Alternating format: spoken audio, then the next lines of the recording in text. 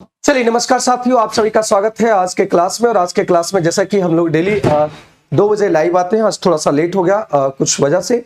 तो जैसा कि हम लोग डेली डिस्कशन करते हैं मैथ्स के 40 क्वेश्चंस 2 बजे से, तो सभी लोग फटाफट जुड़ जाएंगे आज की क्लास में। और आज की क्लास में हम लोग स्टार्ट करेंगे फिर से डिस्कशन को। तो सभी को नमस्कार और सभी का स्वागत है आज के क्लास में। तो चलिए आज का पहला सवाल स्टार्ट करते हैं, समय ना लॉस करते हुए बढ़ते हैं यहाँ पे। पहला सवाल यहाँ पे दिया हुआ है कि ए रेशियो बी का अनुपात दे रखा है 8 साल पहले, 8 साल पूर्व का रेशियो दे रखा है आपका 2:3।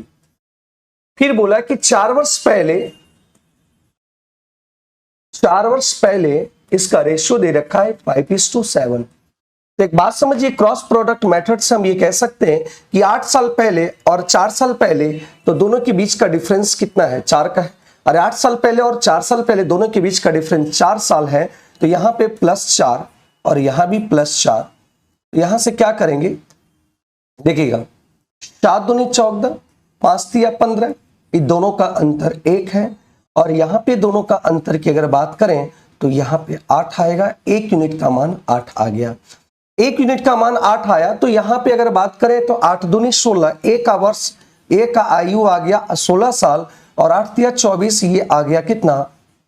24 वर्ष। ये कब का आया? 8 साल पूर्व का। लेकिन कह रहा कि अब से 8 साल बाद, अब से कब से? प्रेजेंट से 8 साल बाद की बात किया गया है। तो 8 साल बाद प्रेजेंट से किया गया, तो ये रेशियो 8 साल पहले का है। तो 8 साल पहले से ये प्रेजेंट है, 8 साल पहले से, तो यहां से पहले इसको 8 साल आना पड़ेगा पॉजिटिव, फिर यहां से 8 साल प्लस करना पड़ेगा। तो यहां आ गया 16 जोड़ेंगे तो यहां पे 32, और यहां भी 16 जोड़ेंगे तो यहां पे भी कहा जाएगा कितना?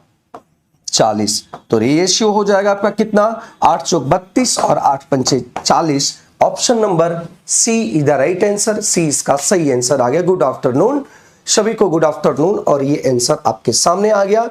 8 साल बाद ए और बी का रेशियो आ गया 4 रेशियो कितना? 5 इज द राइट आंसर। क्या किसी को कोई डाउट है यहां तक? तो ये पहला सवाल का आंसर आपके सामने आ गया। दूसरे सवाल की अगर बात करते हैं, ये अलजेब्रा का बहुत बढ़िया सवाल है। देखिएगा यहाँ क्या कह रहा है, क्या कह रहा है कि x3, पहले इसको तोड़ दो, 4x², इसको सॉल्व कर दो, सॉरी। तो यहां पे 6 अगर गुणा करेंगे तो ये 6x और ये आपका हो जाएगा 6, ठीक है। और यहां से x3 -4x² और इधर 6x आएगा, तो इधर -6x होगा, और ये उधर चल गया, या तो ये उधर चल गया, या तो इसको हम कह सकते हैं, या कर देते हैं तो 19 उधर चल गया, 19 उधर चल गया, तो ये नेगेटिव चल जाएगा, और ये आपका 25 हो गया, ठीक है। ये वैल्यू आगे, ठीक है। अगर हम बात करें यहां से कि x² और 1/x-4 का मान क्या होगा, जब इसको सॉल्व करेंगे तो ये आपका एलसीएम यहां कुछ नहीं है तो x3 होगा, और जब ये x3 होगा, ये x इसके साथ मल्टीप्लाई होगा, ये इसके साथ मल्टीप्लाई होगा, तो 4x हो जाएगा, ठीक है। 4x हो जाएगा यहां तक। यहां पे किसी को कोई परेशानी? और यहां पे आ गया, यहां कुछ नहीं तो 1 × 1 करेंगे तो ये 1 आ गया, ठीक है, x-4। अब देखिए जब इसको सॉल्व किए, एलसीएम लिए, तो x-4 आया, ये इसके साथ मल्टीप्लाई हुआ, ये इसके साथ मल्टीप्लाई हुआ, कितना आया? अब देखिए यहां से, यहां किसका किसका मान दिया हुआ है? x3 -4x² + 1 का मान है। तो यही भी वही चीज हमको करना पड़ेगा। देखिएगा x3, इसी तरीके से आपको इसको भी सेट करना पड़ेगा, 4x² + 1 करेंगे तो ये आपका -25, और ये -25, और ये इधर चल गया, ये इधर चल गया, तो ये आपका +6x। लेकिन इधर आपका +1 जोड़े हैं, इधर भी आपको +1 जोड़ना पड़ेगा।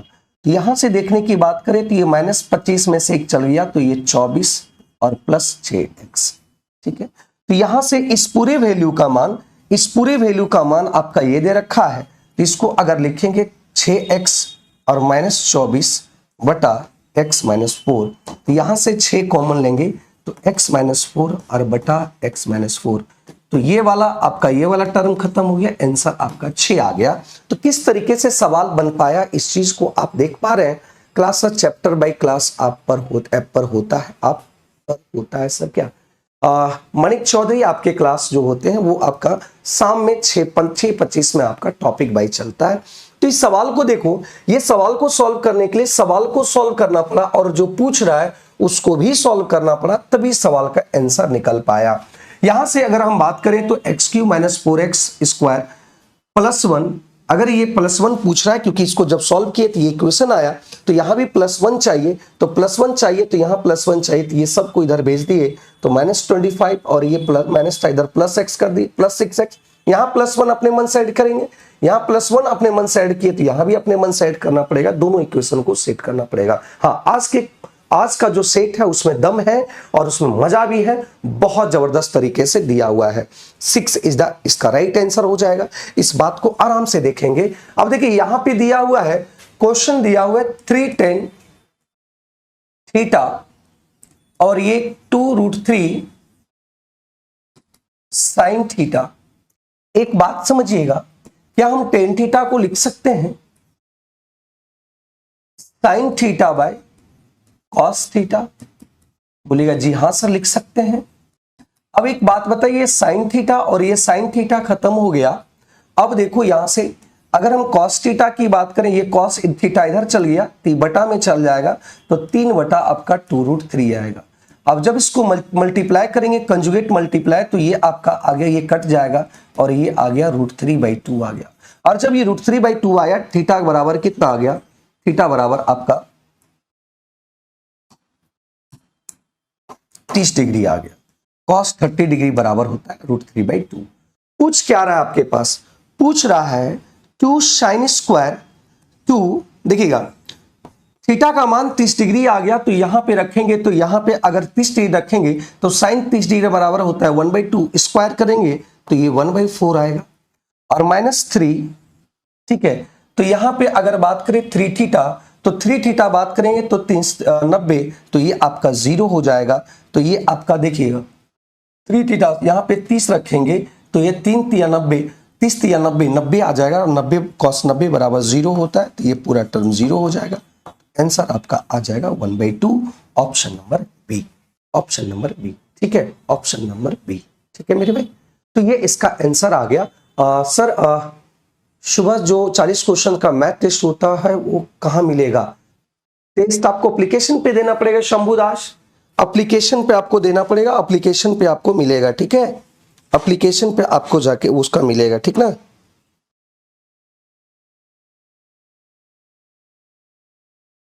ठीक है, तो ये इसका सही उत्तर आ गया, 1/2 इज द राइट आंसर, 1/2 इसका सही आंसर आ गया। क्लियर है? कोई डाउट है यहां पे बोल दो, ठीक है। तो यहां पे किसी को अगर डाउट है तो देख लेना। चलिए ठीक, अगले सवाल पे बढ़ते हैं। अगले सवाल को देखो, दो मीनार P और Q के पाद के ठीक बीच से उनके शीर्षों का उन्नयन कोण क्रमशः 45 और 60 डिग्री है। एक यहां पे देखिए ये धरती है और यहां से ये एक धरती है और यहां से एक P है, ये वाला आपका P है, मीनार P है और ये आपका Q है। ये P है और ये Q है, ये आपका P है और ये आपका Q है। करके दोनों के ठीक बीच से, ये दोनों के ठीक बीच से उनके शीर्ष का ठीक बीच से उनके शीर्ष का उन्नयन कोण, शीर्ष का उन्नयन कोण अगर ये 45 डिग्री है तो ये कह रहा है कितना है? 60 डिग्री। ये 45 है, इसका मतलब ये रेशियो 1 और रेशियो 1 होता है। ये 60 है तो ये आपका √3 और ये √3 और ये 1 का रेशियो होता है। तो यहां पे निकालना आपको कि P और Q की ऊंचाई का रेशियो क्या होगा। तो यहां भी 1 और ये भी 1, आपका दोनों सेम है, तो यहां से बोला गया, यहां पे कह रहा है बी ठीक 20 से, इसका मतलब ये 1 और ये 1 संतुष्ट हो गया। तो यहां कह रहा है P की ऊंचाई आपका 1 है और Q की ऊंचाई आपका √3 के रेशियो में है। तो ये आंसर आ गया 1√3 इज द राइट आंसर, है ना। थीटा 30 पुट कर सकते हैं ना सर? हाँ, थीटा 30 डिग्री पुट कर सकते हैं, कोई दिक्कत नहीं है, आप पुट करके भी आंसर को सॉल्व कर सकते हैं, ठीक है भाई। तो ये इसका सही उत्तर आ गया, इज द राइट आंसर, इसका सही आंसर आ गया। अब देखो दो समरूप त्रिभुज की बात किया गया है, दो समरूप त्रिभुज है, ये आपके डेली 40 क्वेश्चन दो टेस्ट होते हैं उसी का डिस्कशन चलता है, और ये आपका टेस्ट डेली होता है बीपीएससी टीआरई 4.0 के लिए। तो जो अगर ज्वाइन कर सकते हैं, जो पटना में रहते हैं, जो पटना में रहते हैं वो आके कृपया करके आप इसे ज्वाइन कर लें, आपको बहुत बेनिफिट मिलेगा। क्योंकि जो बच्चे पिछले टीआरई 3 में जब एग्जाम दिए थे तो उससे जाके पूछिएगा, वो उसको बहुत ज्यादा बेनिफिशियल मिला है और क्वेश्चन को फोड़ के आया है। तो आप लोग भी टेस्ट को ज्वाइन कर लो, अगर टेस्ट नहीं ज्वाइन किए हैं, ऑनलाइन ऑफलाइन जैसे टेस्ट हो आप ज्वाइन कर लो। अगर घर पे रहते हैं तो ऑनलाइन टेस्ट ज्वाइन कर लो, और यहाँ पे पटना में रहते हैं तो ऑफलाइन आके टेस्ट मारो। तो ऑफलाइन आके टेस्ट मारने से क्या होता है, आपका कॉन्फिडेंस लेवल बढ़ता है धीरे धीरे। एपीक्यूसी और पीक्यूआर ये दोनों परिमाप दे रखा है, इसका परिमाप दे रखा है कितना 78 और इसका परिमाप दे रखा है कितना 46.8 परिमाप दे रखा है। ये दोनों त्रिभुज अगर समरूप है तो हम कह रहे हैं कि इसकी परिमाप का जो रेशियो होगा, इसकी जो परिमाप का रेशियो होगा, इस बात को समझिएगा, ये जब दोनों त्रिभुज समरूप है तो इसका परिमाप का जो रेशियो होगा इसके कॉरस्पॉन्डिंग भुजा के कॉरस्पॉन्डिंग साइड्स के रेशियो के बराबर होगा। कॉरस्पॉन्डिंग साइड्स के रेशियो के बराबर होगा। AB की लंबाई है तो इसकी कॉरस्पॉन्डिंग लाइन जो होंगे AB का जो कॉरस्पॉन्डिंग लाइन होगा वो PQ होगा, सेम आपका ये होगा। तो यहां पे इसका दे रखा है PQ क्या दे रखा है 11.7, तो AB का मान पूछा गया है, तो AB बटा PQ मतलब 11.7। ठीक है, तो याद रखना कि परिमाप जो कॉरस्पॉन्ड इसका जो परिमाप का रेशियो होगा उसके कॉरस्पॉन्डिंग साइड्स के रेशियो के बराबर होगा। इस बात को हमेशा ध्यान रखेंगे, इस चीजों को ध्यान रखेंगे। तो ये 4 बार में कट गया और ये 4 बार में कट गया, तो AB का मान हो गया 78 बटा,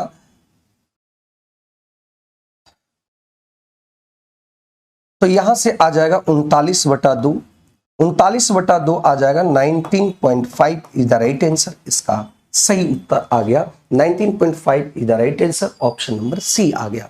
सर आप सर का सेट बनाते हैं, आप सर का सेट बनाते हैं मतलब सर हम आपके टेस्ट सीरीज ज्वाइन करना चाहते हैं। तो सोनाली आप टेस्ट ऑनलाइन या ऑफलाइन, तो ऑनलाइन अगर ज्वाइन करना चाहते हैं तो प्लेटफॉर्म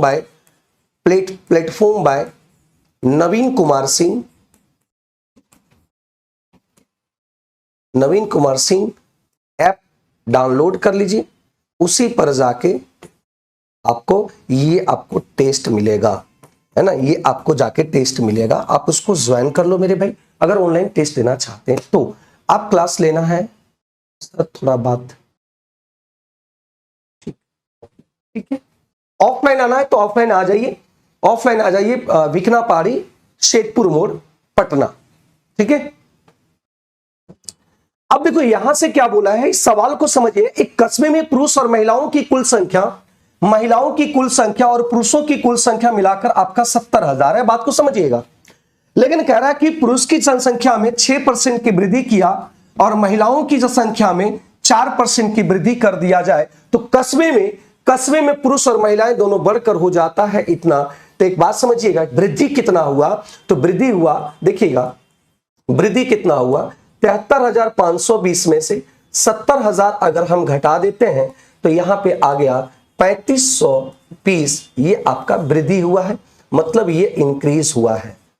एक बात समझिएगा, इंक्रीज मतलब दोनों मिलकर इंक्रीज हुआ है, पुरुष और महिलाएं दोनों मिलकर इंक्रीज हुआ है। तो एक बात समझिएगा कि अगर हम मानते हैं कि यहां पे पुरुष की इंक्रीज हुआ, यहां पे ये मेल है और ये फीमेल है, हम एलिगेशन लगा रहे हैं। देखिए एलिगेशन लगा देंगे तो सवाल आसान हो जाएगा। पुरुष की संख्या में 6% की वृद्धि हुआ, तो मान लेते कि ये टोटल गांव में 70,000 पुरुष ही था, मान लें टोटल का टोटल 70,000 पुरुष ही था, इसका 6% निकालेंगे 7 42, तो ये 4200 आपका मान लेते हैं। अगर ये पूरा टोटल का टोटल मेल होता तो इसमें कितना वृद्धि होता 4200। अगर मान लेते हैं कि ये टोटल का फीमेल ही होता तो 7 वृद्धि होता। लेकिन जब दोनों मिलकर देखा गया तो दोनों मिलकर की वृद्धि को देखा गया तो वृद्धि आपका हो गया कितना, वृद्धि हो गया 3520 वृद्धि हो गया। कितना हो गया 3520 वृद्धि हुआ मेरे भाई। तो इधर का अंतर इधर और इधर का अंतर इधर करते हैं तो 2800 और 3520 का अंतर हो गया आपका कितना 720, और इधर का अंतर की अगर बात करेंगे तो ये आपका हो गया 6800 हो गया। तो ये कट जाएगा आपका 0 से 0, 18 चौका 72 और 17 चौका 68। ये आपका रेशियो हो गया। और ये जो रेशियो होगा ये आपका संख्या का रेशियो होगा, मतलब मेल का और ये फीमेल का, ये मेल का और ये फीमेल का। तो आपसे पूछा गया है, तो मेल और फीमेल टोटल जनसंख्या देखेंगे 8 7 15, तो ये आपका 35 हुआ। और 35 जो टोटल हम लोग का अनुसार आया, लेकिन क्वेश्चन में कह रहा है टोटल आपका जनसंख्या जो है वो 70,000 है और हम लोग के अनुसार 35 आया। तो 35 यूनिट बराबर 70,000। निकालना किसको है, ये दोनों के बीच का अंतर कितना है, तो अंतर आपका 1 था, 1 कर देंगे। तो ये कितना बार में कट गया, 2000, मतलब ये 2000 में कट गया और आंसर आपका 2000 आ गया। इन दोनों के बीच का अंतर कितना आ गया, 2000 इज द राइट आंसर। 2000 इसका सही आंसर हो गया। ठीक है। कमल चौहान कह रहे सर रिप्लाई में give me help, railway NTPC का बैच कितने में मिलेगा ऑनलाइन। 499 में शायद उसका है कमल चौहान, तो आप जाके उस पर देख लेंगे, फोन कर लेंगे। महाभारत बैच में कभी भी टेस्ट नहीं मिलेगा तरुण, महाभारत बैच में टेस्ट नहीं मिलेगा। तो ये हम एलिगेशन लगाकर इसको सॉल्व कर दिए, एलिगेशन लगा के इसमें सॉल्व कर दिए और आंसर को हम लोग निकाल पाए और समझा पाए और समझ पाए। अगर आपको दूसरे तरीके से मेथड से यूज करना है, दूसरे मेथड से यूज करना है, तो इस बात को समझिएगा, इस बात को समझिएगा कि मेल को हम मान लेते हैं एक्स, तो एक्स में 6% की वृद्धि हुआ, प्लस फीमेल को मान लेंगे कि 70,000 माइनस एक्स, तो ये फीमेल आ गया, इसमें वृद्धि हो रहा है 4% की। तो 4% की वृद्धि हुआ, तो 4% की वृद्धि हुआ, टोटल वृद्धि यहाँ पे 3520 हुआ। तो यहां से आप x की वैल्यू, यहाँ पे ये मेल है और ये फीमेल है, दोनों आप निकाल लेंगे, x की वैल्यू निकाल लेंगे तो मेल पता चल पाएगा और 70,000 से मिसेस को घटा देंगे, फीमेल पता चल पाएगा। तो ये सेकंड मेथड आप इसको यूज कर सकते हैं और इसको सॉल्व कर सकते हैं, ये इसका आंसर आएगा। ठीक है। सोनाली कुमारी कह रहे हैं कि टेस्ट नहीं चलता है सर, ऑफलाइन में टेस्ट नहीं चलता। हाँ सोनाली, ऑफलाइन में टेस्ट चलता है, आके टेस्ट आप मार सकते हैं, डेली आपका टेस्ट चलता है, सुबह 8 बजे से चलता है टेस्ट डेली, सॉरी 7 या 7:15 बजे डेली टेस्ट मारता है। एक बार ऑफिस में आके मिल लेंगे। ठीक है सोनाली जी। टेस्ट लेने के लिए अलग से बैच लेना पड़ेगा मेरे भाई तरुण, अलग से बैच लेना पड़ेगा। देखो यहां से एक बात समझिएगा, कभी भी क्वेश्चंस में आपको हम हर बार बताते हैं, कभी भी क्वेश्चंस अगर टेन और कॉट के नजर में आ जाए तो थीटा बराबर आपको रखना पड़ेगा कितना, 45 डिग्री रखना पड़ेगा। कितना रखना पड़ेगा, थीटा बराबर 45। कभी भी क्या नजर आ जाए मेरे भाई, जब भी क्वेश्चंस में टेन थीटा या क्या नजर आ जाए, कॉट थीटा नजर आ जाए, तो आप थीटा बराबर क्या पुट करेंगे, 45 डिग्री पुट करेंगे। तो 45 डिग्री जब यहां रखेंगे, 45 डिग्री रखेंगे तो ये 1 कितना हो गया, 2 हो गया। ठीक है, प्लस यहां भी अगर 1 रखेंगे तो यहां भी 1 रखेंगे, 45 रखेंगे तो 10 45 1 होता है, 1 पर पावर कुछ भी होगा तो वो 1 ही का लाएगा, इनवर्स भी रहेगा तो 1 ही का लाएगा, 1 1 2 हो गया। और इसके बराबर यहां पे k है, तो k बराबर कितना आ गया भाई, 4 आ गया। k बराबर कितना आ गया, 4 आ गया। ठीक है, तो निकालना आपको क्या चीज, फाइंड आउट करना है रूट के। तो रूट के का मान कितना हो गया, 4 भी रूट में चल जाएगा और इसका मान आपका 2 आ गया। तो कौन से ऑप्शंस में पुट करने के बाद 2 आ रहा है वो देखना है। तो एक ही ऑप्शंस आपका इसमें है, क्योंकि कॉसेक 45 रूट 2 और सेक 45 रूट 2 और दोनों जब गुना करेंगे तो ये आ गया 2 और यहां भी 2 और यहां भी 2 मैच कर गया, ऑप्शन नंबर ए आ गया, ऑप्शन नंबर ए आ गया। ठीक है, ऑप्शन नंबर ए आ गया। क्या सभी लोग का आंसर आ रहा है मेरे भाई। तो कभी भी अगर एक बात समझिएगा, कभी भी अगर यहां पे 10 या कॉट किसी भी क्वेश्चंस में नजर आ जाए तो आप क्या करेंगे, थीटा बराबर 45 डिग्री रख लेंगे और आंसर आ जाएगा। मनिक चौधरी का आपका बी आ रहा है, जो कि गलत है, कभी नहीं आएगा क्योंकि इसका मान होता है 1/√2 और इसका मान होता है 1/√2, तो ये आ जाएगा 1/2, ये कभी नहीं होगा और यहां भी आपका नहीं हो पाएगा, 1 आ जाएगा, इस बात को ध्यान रखना। ठीक है,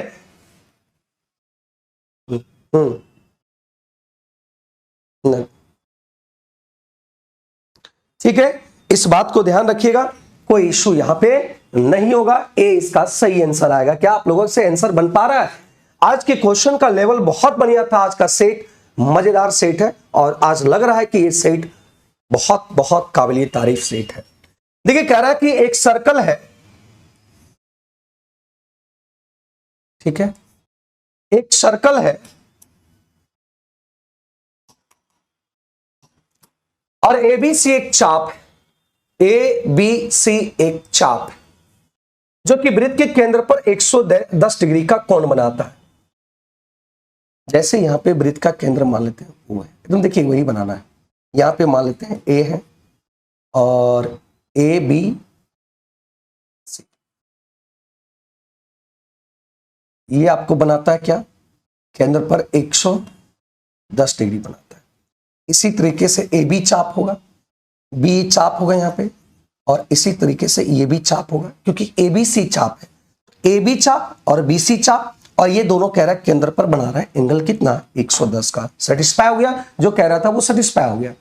जीवा ए बी को, जीवा कह रहा है ए बी को पी तक खींचा गया, तो पूछ रहा है सी बी इसका एंगल कितना होगा।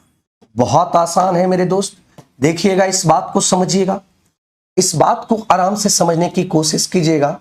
अगर यहां से हम सरकमफ्रेंस पर, अगर यहां से हम सरकमफ्रेंस पर इसको खींच दें तो एक बात बताइएगा, और इसको यहां से एक मिनट इसको यहां से मिला दो, ये भी जीवा कहलाएगा कि नहीं, और ये जब जीवा कहलाएगा और इसको यहां से इस तरीके से खींच दे, तो जब जीवा पर किसी भी सर्कल में किसी भी चाप से अगर केंद्र पर बना एंगल सरकमफ्रेंस पर एंगल पे बना जो एंगल होता है उसका 2 थीटा होता है। अगर ये थीटा होगा तो ये 2 थीटा होगा, इस बात को समझिएगा। अगर ये 110 है तो इसका आधा होगा, ये कितना होगा 55। अब एक बात बताइएगा, ए ये मानते हैं डी है, ए डी सी बी एक आपका चक्रीय चतुर्भुज बन गया, और चक्रीय चतुर्भुज में किसी भी सर्कल के अंदर जो चक्रीय चतुर्भुज होता है, एंगल सामने वाले एंगल का मान और सामने वाले एंगल का मान का योग 180 डिग्री होता है। अगर ये 55 होगा तो ये आपका 135 होगा, और जब ये 135 होगा तो ये पूरा एक सीधी रेखा है, और जब एक सीधी रेखा है तो ये 180 डिग्री का होगा, ये 135, तो ये आपका मान 55 हो जाएगा। तो आंसर आ गया C is the right answer, C इसका सही आंसर आ गया।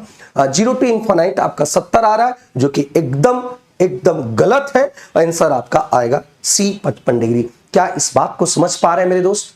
क्या किसी को भी यहां पे परेशानी अगर है तो वो कमेंट करेंगे, उसको हम फिर से बताने की कोशिश करेंगे। क्या इस चीजों को समझ पाए?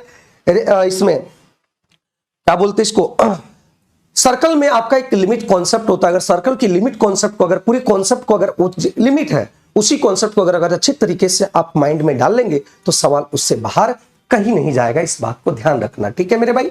आगे बढ़ते हैं अगले सवाल पे। बहुत लोग फिगर नहीं बना पाए होंगे, इसी से दिक्कत होगा। तो चलिए आगे देखते हैं, यहां पे अगले सवाल की बात करते हैं। कह रहा कि माना x एक ऐसी संख्या है जो 7000 और 7500 के बीच है।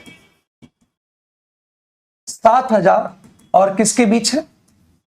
75000 के बीच है। तो जो संख्या x एक इसी के बीच में है, जो किससे कट रहा है? 225 से, 250 से, और किससे? 275 से।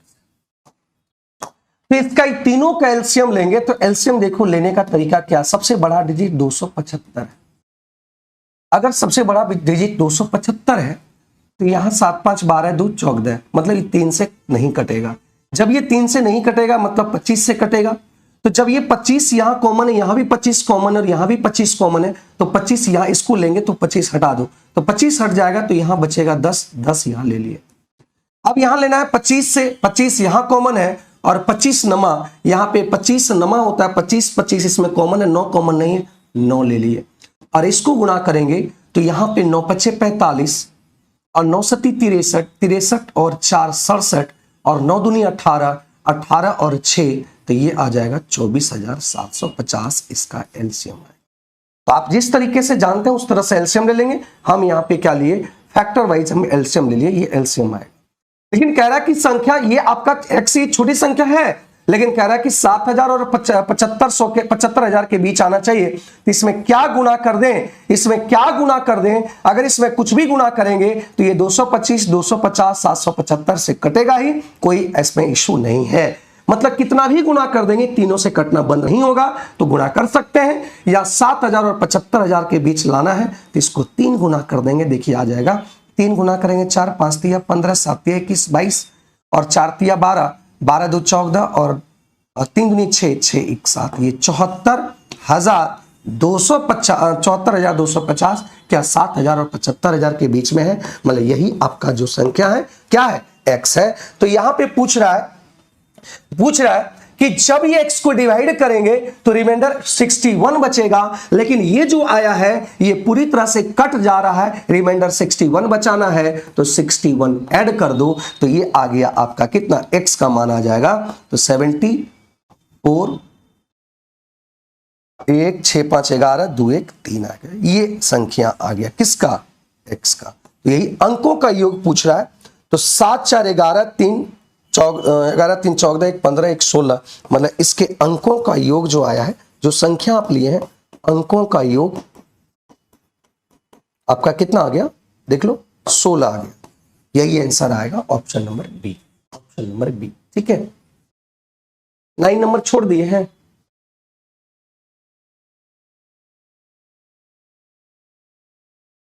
अच्छा ठीक है, हम बता देंगे लास्ट में, 9 नंबर देख लेंगे, क्वेश्चन बता देंगे। ठीक है, तो ये इसका सही आंसर हो गया। 10 क्या दिए सर, दिया है सर। ठीक है, तो ये इसका सही आंसर आ गया। क्या सभी लोग का क्लियर है? 9 नंबर लास्ट में बता देंगे। ठीक है,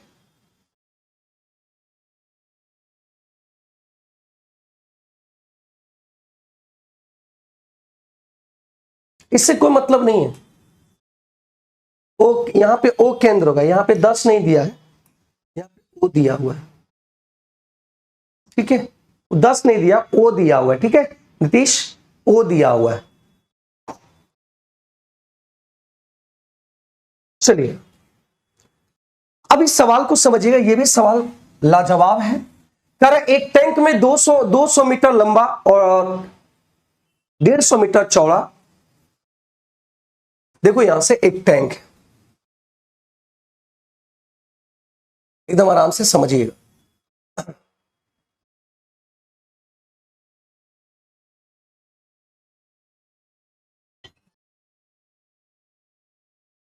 तो यहां से समझिएगा कि एक टैंक है, ये एक टैंक है और इसमें आपको क्या कर रहा है, इस बात को समझिएगा कि ये 200 मीटर, एकदम आराम से समझिएगा, 200 मीटर और ये आपका 150 मीटर चौड़ा है। इसमें क्या कर रहा है, इस बात को समझेंगे कि 20 किलोमीटर प्रति घंटे की रफ्तार से 0.3 मीटर इंटू 0.2 मीटर की क्रॉस सेक्शन पाइप के माध्यम से पानी बहता है। क्रॉस सेक्शन कहने का मतलब इस तरीके से पानी बह रहा है, इस तरीके से पानी बह रहा है आपका, है ना, यहां से पानी को निकल रहा है और पानी इसमें गिरा रहा है। ठीक है, पानी इसमें गिरा रहे तो पानी भी आपका भर रहा है, पानी भी आपका इसमें भर रहा है। तो पानी जब भर रहा है तो यहां देखने को मिला कि ये ऊंचाई कितना जाएगा, तो h ऊंचाई तक ये पानी भरेगा। तो देखिए यहां समझिएगा सवाल क्या कहता है, यहां पे इस बात को समझिएगा। करे कि ये 20 किलोमीटर प्रति घंटा, मतलब एक घंटा में ये कितना किलोमीटर पानी को कवर कर रहा है। एक घंटा में 20 किलोमीटर में जितना पानी आएगा वो सारे को यहां पे उतार देगा। तो यहां पे मीटर में है तो यहां पे हम क्या करेंगे, 20,000 मीटर कर देंगे, क्योंकि सब मीटर में तो इसको भी मीटर में कर देंगे। मतलब इस बात को समझिएगा कि एक घंटा में पाइप से जो पानी गिरेगा, तो पाइप से पानी जा रहा है, तो एक घंटे में जितना पानी होगा एक घंटा में, वो सारा पानी क्या होगा आपका उस होद में गिर जाएगा, इस बर्तन में गिर जाएगा सारे पानी एक घंटा में। तो एक घंटा में कितना किलोमीटर है, 20 किलोमीटर का जितना पानी होगा उस पाइप में, यहां से लेकर जोड़ेंगे 20 किलोमीटर तक जितना पाइप में पानी होगा वो सारे उसमें गिरेंगे। तो एक घंटा में उतना, तो एक घंटा में 2000 मीटर की दूरी, मतलब ये लंबाई आपका आ गया कितना, ये लंबाई आ गया 20,000 मीटर आ गया। और यहां पे दिया है, इसकी चौड़ाई दिया हुआ है 0.3 और इसकी लंबाई दिया हुआ, यह चौड़ाई लंबाई दिया हुआ और 0.2 दिया हुआ, ठीक, क्रॉस सेक्शन। तो कह रहा टंकी की पानी की स्तर 8 मीटर बढ़ गया। तो 8 मीटर बढ़ गया मतलब इस टंकी में जो पानी था, तो वो आपका इसका आयतन, पानी का आयतन 150 गुना 8 मीटर बढ़ गया, मतलब 8 मीटर ये आपका बढ़ गया। तो 8 मीटर बराबर होगा इसकी लंबाई एक घंटा में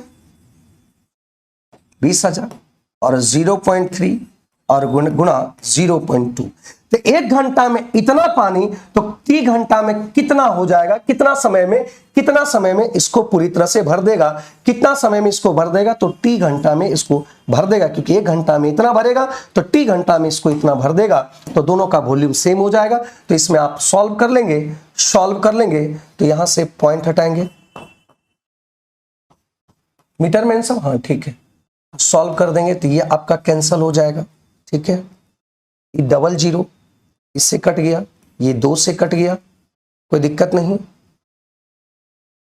3 से कट गया, ये 50 दिया और ये कट गया आपका 4, तो ये आपका 200 घंटा टाइम आया, 200 घंटा टाइम आ गया, 200 घंटा इसका टाइमिंग आ गया।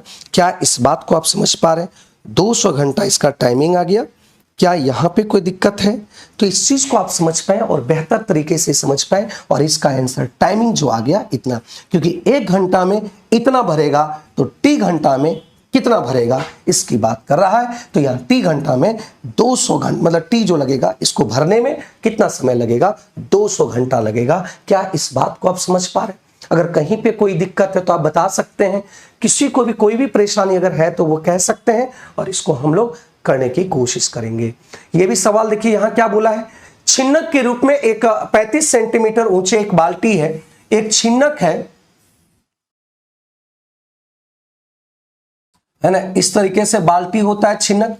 तो यहां से अगर बात करें छिन्नक, ये आपका 35 ऊंचाई है, इसके निचले और ऊपरे, निचला आपका ये 12 है त्रिज्या और ऊपर का 18 है त्रिज्या। इस बाल्टी में पानी एक ऐसे बेलनाकार बर्तन ड्रम में डाला जाता है जिसकी आधार की त्रिज्या, इसका पानी यहाँ पे एक बेलनाकार ड्रम है इसमें डाला जाता है, जिसकी कह रहा है त्रिज्या जो है वो कितना है, 20 है। तो कह रहा है कि पानी की ऊंचाई कितना होगा, तो h ऊंचाई तक पानी होगा। इस पानी को यहां पे ट्रांसफर कर रहा है, इस पानी को यहां पे ट्रांसफर कर रहा है, इसमें जो पानी पूरा भरा हुआ था, इस पानी को ट्रांसफर इधर कर रहा है। तो एक बात समझिएगा, इसका जो वॉल्यूम होगा, इस बाल्टी की जो वॉल्यूम होगी, इस बाल्टी में जो पानी का जो वॉल्यूम होगा, इसका एरिया आप, इसका वॉल्यूम आप जानते हैं 1/3 पाई इंटू एच, और आर स्क्वायर प्लस आर, बड़ी आर छोटी आर, और दोनों त्रिज्याओं का गुणनफल इक्वल टू होगा पाई आर स्क्वायर 20 का स्क्वायर इंटू एच हो जाएगा। बात समझे कि नहीं? तो यहां से आर की अगर बात करें तो बड़ी आर आपका ये हो गया बड़ा, और छोटी आर ये हो गया। तो यहां से हम देखो सॉल्व करते हैं, तो यहीं पर आपको लिख देते हैं सारे चीज। एच कितना है 35, आर स्क्वायर मतलब 8 का स्क्वायर, 12 का स्क्वायर, 18 गुना 12, ठीक है, कोई परेशानी नहीं। पाई से पाई कट गया, ठीक है, तो यहां से आ गया 35/3 गुना 35/3 गुना इधर आ गया h, ठीक है, रहने देते हैं। तो 18 का स्क्वायर 324 और 12 का स्क्वायर 144, और 18 गुना 12 करेंगे 216। तो यहां से 4 4 8 8 6 14, और 4 1 5 2 7 7 1 8, और 3 2 5 1 6 684।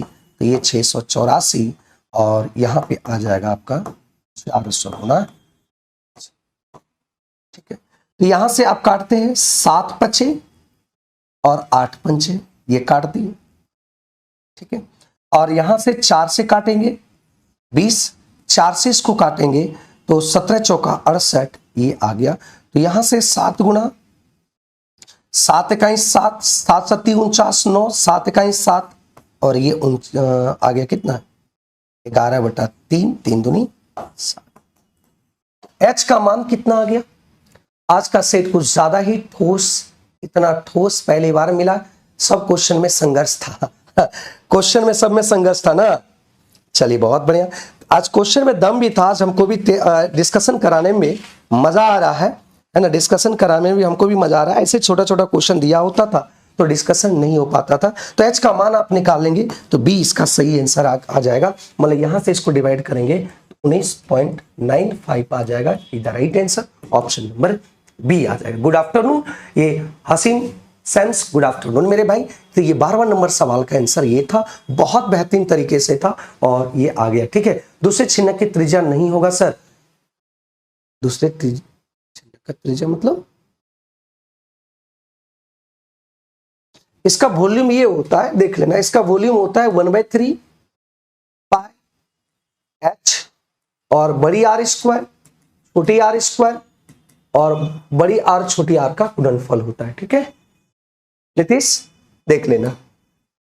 अब कह रहा है कि ये 6 से डिविजल होना, तो 6 से डिविजल होने का मतलब ये 3 और 2 से डिविजल होना, तो ऑप्शन सब में 2 से डिविजल है, तो 3 से चेक कर लो, 3 से चेक कर लो, देख लो 7 2 9 6 3 5 4 9 2 बच गया, ये नहीं कटेगा 3 से, ये 6 6 कट जाएगा, 5 4 9 कट जाएगा, ये 4 बच गया रिमाइंडर, ये नहीं कटेगा, ये कट गया, ये कट गया, ये कट गया, ये कट गया, ऑप्शन नंबर सी हो जाएगा, ऑप्शन नंबर सी हो जाएगा, जो आपका किससे डिविजल होगा, ये आपके 6 से डिविजल होगा, ऑप्शन नंबर सी 6 से डिविजल होगा। ठीक है सर, हम लाइव नहीं देख पाते हैं, परसों और कल भी वीडियो को डाउनलोड करने के ऑप्शन नहीं आ रहा था, प्लीज हेल्प मी। डाउनलोड इसमें यूट्यूब से डाउनलोड नहीं होता है, ये छिन्नक है, ये छिन्नक है, ये बेलन है, देख रहे नहीं, छिन्नक बाल्टी हो जिसको कहते हैं वो छिन्नक कहलाता है, बाल्टी को छिन्नक कहते हैं, और ये बेलन आपका ये सीधा होता है, ये इस तरह से होता है, ये आपका सीधा होता है। ठीक है, इसलिए इसका त्रिज्या ये होगा, इसका त्रिज्या ये होगा, और बेलन का त्रिज्या 20 दे रखा है, बेलन का त्रिज्या कितना दे रखा है, 20 दे रखा है। ठीक है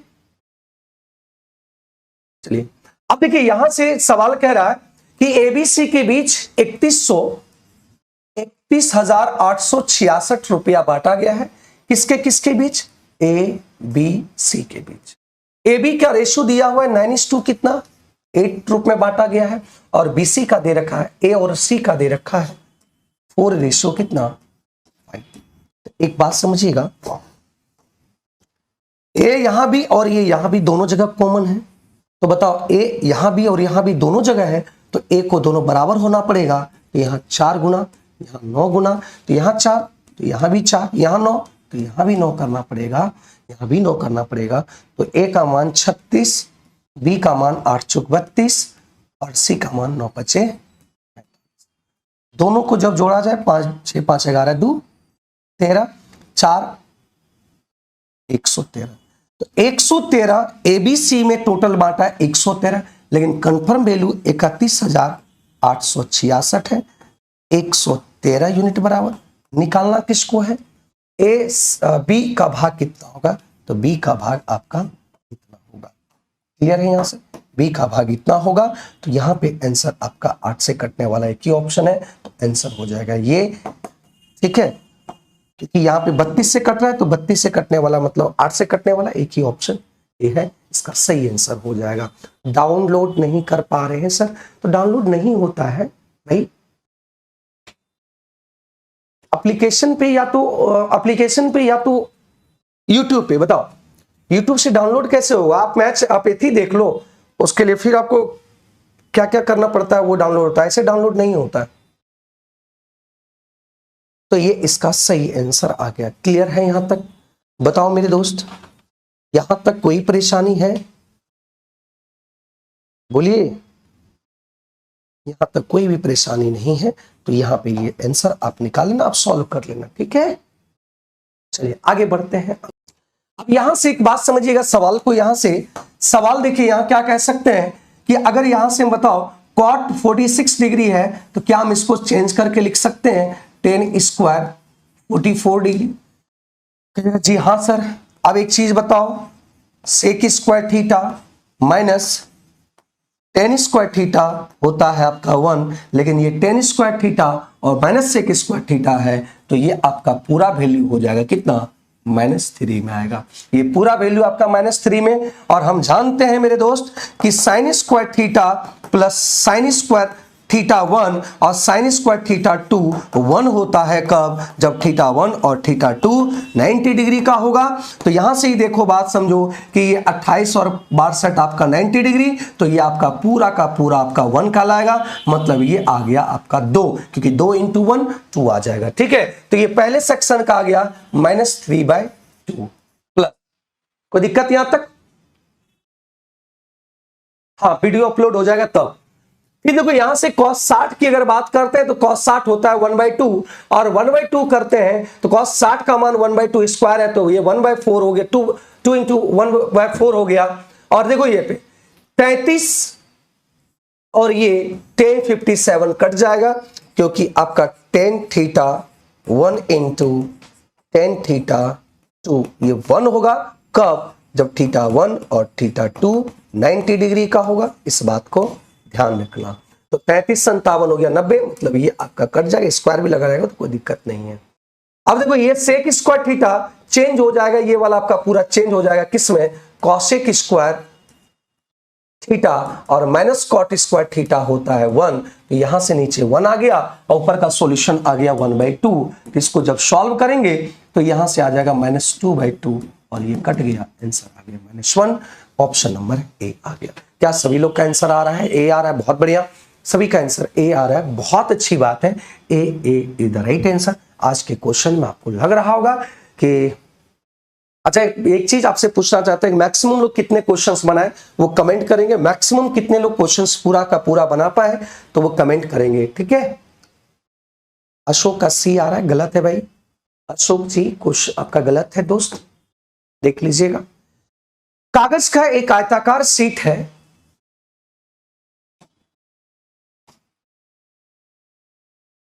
कागज का एक आयताकार शीट है, ठीक, और इसकी लंबाई 88 सेंटीमीटर है और इसकी जो चौड़ाई है वो कितना है? 11 सेंटीमीटर। देखो यहां पे क्या किया गया है, इस बात को समझिएगा।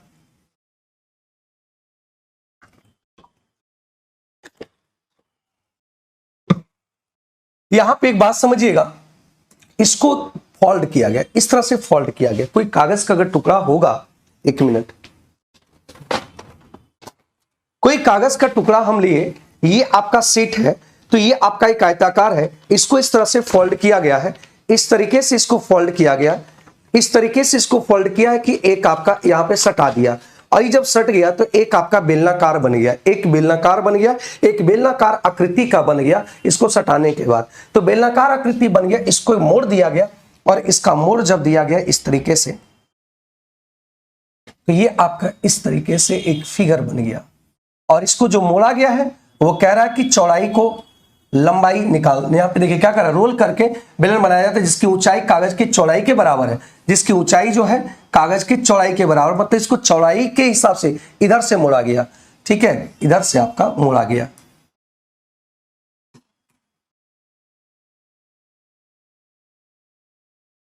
ठीक है, मतलब इसका कहने का मतलब ऊंचाई आपका 11 हो जाएगा। लेकिन एक बात समझिए, ये जो आपका देख रहे हैं परिधि, इसी को मोड़कर बनाया है, मतलब ये वाला जो देख रहे हैं इसी को मोड़कर बनाया है। ये वाला आपका लंबाई जो है, ये लंबाई जो है इसी को मोड़ दिया तो परिधि बन गया कि नहीं। और जब परिधि बन गया तो हम जानते हैं परिधि बराबर होता है 2 पाई r इक्वल टू, ये जो परिधि आया है ये लंबाई के बराबर, क्योंकि इसी को मोड़ दिया गया है 88, तो ये आपका कट गया 2 बार में, r का मान आ गया 14।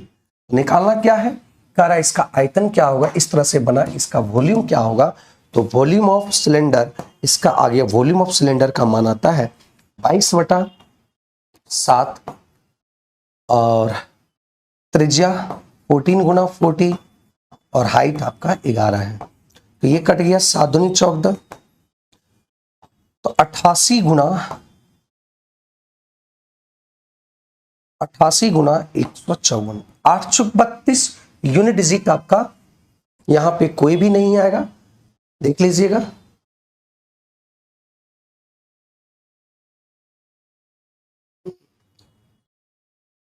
तो 44 हो जाएगा, है ना।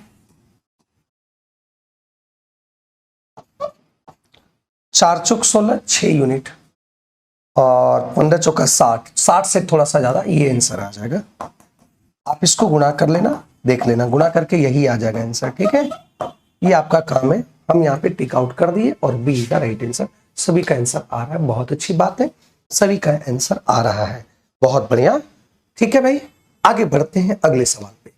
कह रहा एक बेतारूपी तार 3118.5 सेंटीमीटर क्षेत्रफल को कवर करता है। इसी तार को एक ऐसा आयत बनाने के लिए मोड़ा जाता है जिसकी लंबाई चौड़ाई का निकटतम इतना है। देखिए कह रहा है एक तार था लंबा, उसी को मोड़कर एक वृत्त बनाया गया है। इस तार से वृत्त बनाया गया, ये आपका जो है ये आपका तार है, तार से एक वृत्त बनाया, इतना एरिया को कवर करता है। और यही तार से फिर बनाया गया है, यही तार से बनाया गया है क्या, एक आयत बनाया गया है। और आयत की लंबाई चौड़ाई दे रखा है कितना, लंबाई आपका 7x और चौड़ाई आपका मान लेते हैं क्या है। एक बात समझिएगा कि एक लंबा तार था, उसी को मोड़ के एक वृत्त बनाया और उसी तार को मोड़कर एक आयत बनाया। तो एक बात बताइएगा, इस तार की लंबाई और इसकी लंबाई, इसका वृत्त का जो परिधि, वृत्त का परिधि और इसका जो परिमाप दोनों बराबर होगा। तो वृत्त की जो परिधि होगी, जो वृत्त की परिधि होगी वही आपका आयत का परिमाप होगा, आयत का परिमाप होगा, क्योंकि एक ही तार से दोनों बनाया गया है, एक ही तार से दोनों को बनाया गया है। तो यहां से इस बात को समझिएगा। तो परिधि निकालने के लिए पहले आर चाहिए, तो देखिए यहां पे आर कैसे निकलेगा। इसका एरिया कवर किया है, ये पूरा एरिया को कवर किया है, तो एरिया होगा 22/7 आर स्क्वायर और ये 31 इतना, ठीक है। तो आर स्क्वायर बराबर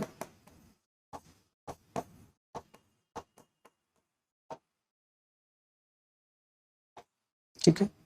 तो यहां से अगर हम देख लेना, इसको सॉल्व करेंगे तो r का मान हो जाएगा, इसको जब सॉल्व करेंगे आप,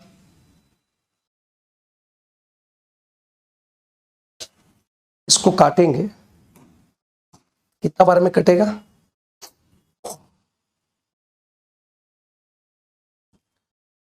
बाईस से काटो, तो 22 से इसको काटेंगे तो कितना बार में कटेगा भाई, बताओ। 15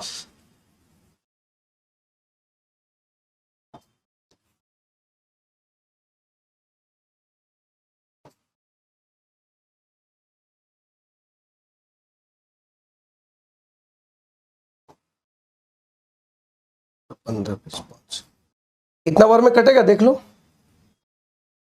ठीक है, इतना बार में कटेगा। पॉइंट हटा देंगे तो यहाँ पे एक 10 ले लेते हैं, ठीक है, इतना बार में कटेगा। तो यहां से अगर कटेगा तो यहां देख लीजिएगा आपका ये आ जाएगा 992 स्क्वायर में 992 और ये 25 आएगा, ठीक है।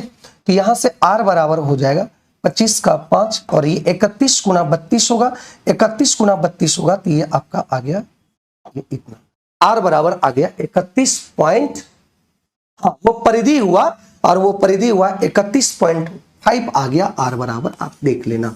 क्योंकि जैसे ही 25 होता है, 25 जैसे होता है उसका रूट निकालना, 25 का 5 और अगली जो दो संख्या फिर छोड़ दो, अगली जो संख्या है ये दोनों का फैक्टर तोड़ेंगे, एक का अंतर है, जो छोटा फैक्टर होगा वही इसका रूट होगा, 31.5 आ गया। तो निकालना है क्या चीज है, आयत का लंबाई निकालना है।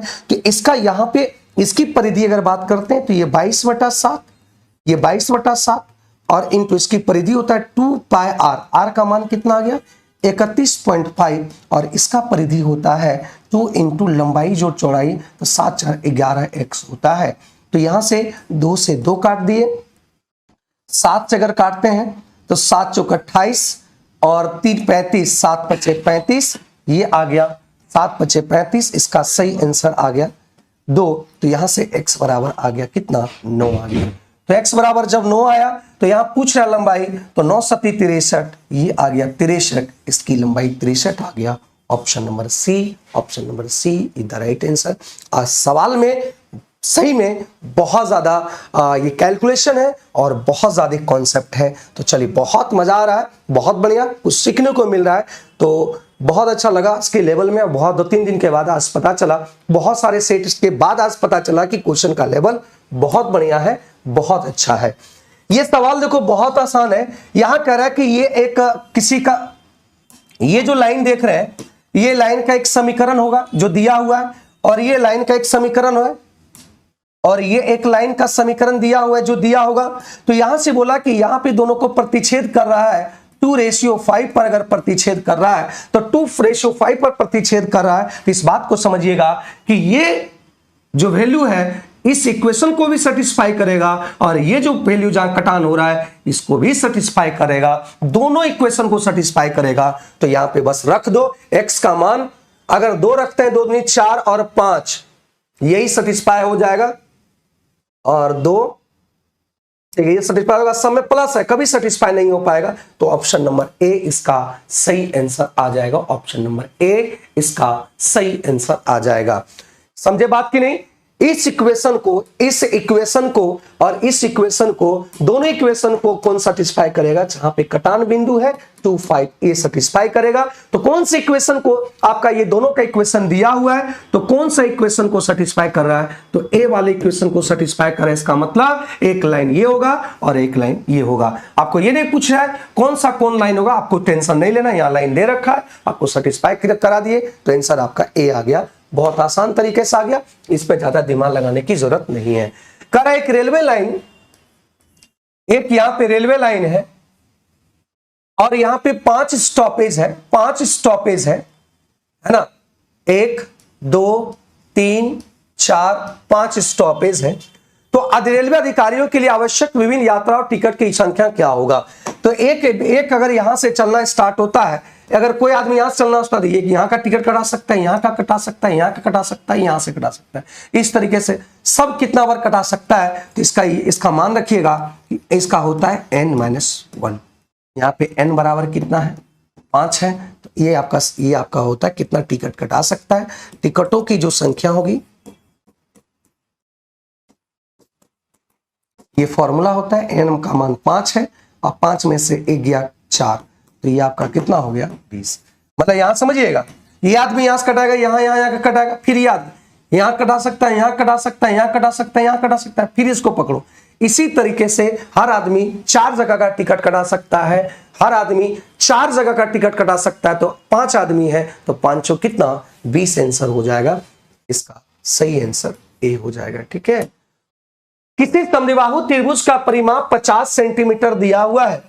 समद्विबाहु त्रिभुज का जो मान है वो 50 सेंटीमीटर इसका परिमाप दिया हुआ है। तो परिमाप जब 50 दे रखा है, जब परिमाप 50 दे रखा है और आधार 18 दे रखा है, तो एक बात बताइएगा, 50 में से 18 चलिए 32, मतलब ये दोनों बराबर होता है। 32 का आधा 16, 32 का आधा 16, तो ये आ गया। इसी को सभी को अगर जोड़ेंगे तो ये 50 आ गया। तो पूछा प्रत्येक समान भुजा की लंबाई कितना होगा? 16 होगा। ऑप्शन नंबर ए हो जाएगा। बहुत आसान सवाल थे ये भाई। आगे बढ़ते हैं अगले सवाल पे। अगले सवाल की बात करते हैं और अगले सवाल को यहां पे ध्यान दीजिएगा। देखिए यहां क्या बोला गया, इस बात को समझिएगा। क्या हम यहां पे पॉइंट हटाकर यहां पे 10 लिखेंगे? पॉइंट हटा के, क्या यहां पे हम पॉइंट हटाएंगे तो यहां से पॉइंट हटाएंगे तो यहां पे 10 लिखेंगे, तो ये कितना बार में कटा? 5 बार। पॉइंट हटाएंगे तो यहां कितना बार में कटा? 50 बार में। इसका मतलब कितना हुआ कि 5 था, फिर 50 हुआ, फिर इसी तरह से कितना बढ़ा? 500, डॉट डॉट डॉट डॉट, कहां तक? 9th टर्म तक बढ़ा। ये देखिए एक बात समझिएगा, 10 गुना बढ़ रहा है, इसका ये 10 गुना हो रहा है। इसका मतलब ये आपका टर्म जो है वो किस में है? इन आपका जीपी में है। इन किस में है? इन जीपी में है।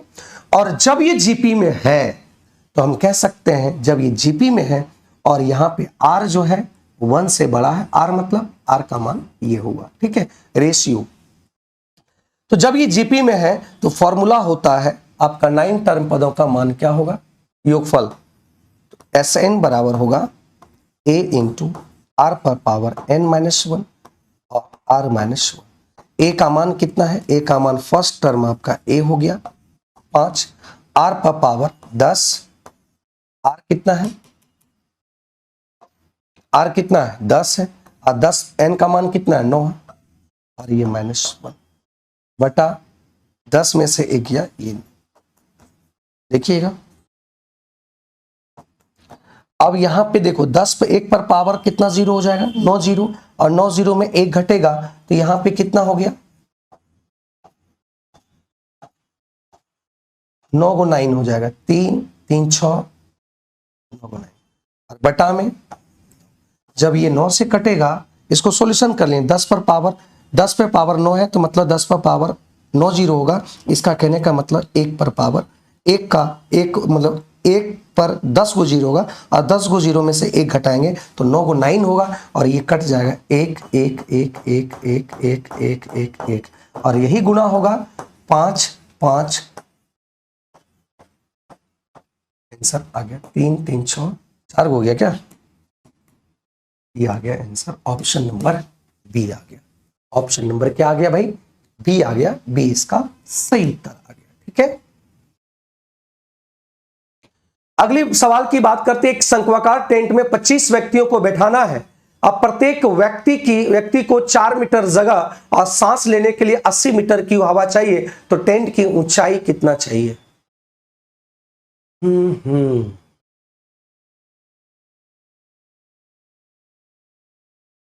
तो बताइएगा इसका आंसर क्या आएगा? एरिया हो जाएगा 25 गुना 4।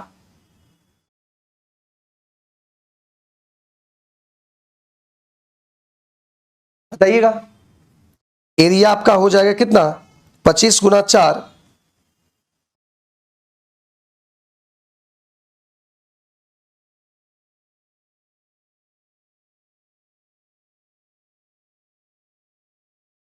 सॉल्व कीजिए इसको।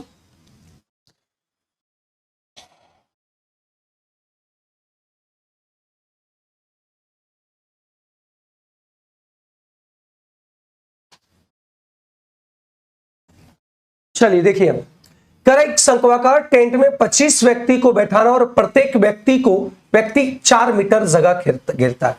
तो देखिए यहां पे इसका एरिया की अगर बात करते हैं कि एरिया कितना कवर कर रहा है, एरिया कवर कर रहा है 25 गुना 4।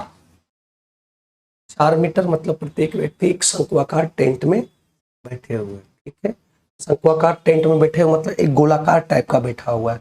तो एरिया कवर कर लेगा कितना? 100 मीटर क्यूब। फिर कह रहा कि नीचे आपके शंक्वाकार नीचे गोलाकार टाइप का बैठा हुआ और उतना एरिया को कवर किया 25 आदमी ने। और जब यहां 25 आदमी कह रहा है कि सांस लेने के लिए 80 मीटर हवा चाहिए, तो यहां पे 80 मीटर क्यों हवा चाहिए? तो इसकी जो वॉल्यूम होगा, इसका जो वॉल्यूम होगा, तो वॉल्यूम कितना दे हो जाएगा? एक आदमी घेरता है कितना? 80 मीटर क्यों, तो 25 आदमी कितना घेरेगा? ये आपका 25 60 1000 मीटर क्यूब, सॉरी 2000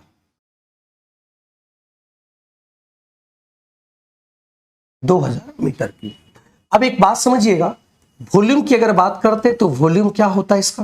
बताइए उसका वॉल्यूम क्या हो जाएगा? वॉल्यूम हो जाएगा 1/3 पाई आर स्क्वायर होगा। एक शंक्वाकार है और बटा इसका बेस का एरिया कितना है? ये पाई आर स्क्वायर। और यहां पे वॉल्यूम क्या बोला गया है? 2000 और बटा इसका रेशियो ये। तो यहां से ये कट गया आपका और 100 से ये कट गया आपका और h का मान इधर जाके गुना हुआ तो ये 20 या 60 मीटर हो गया।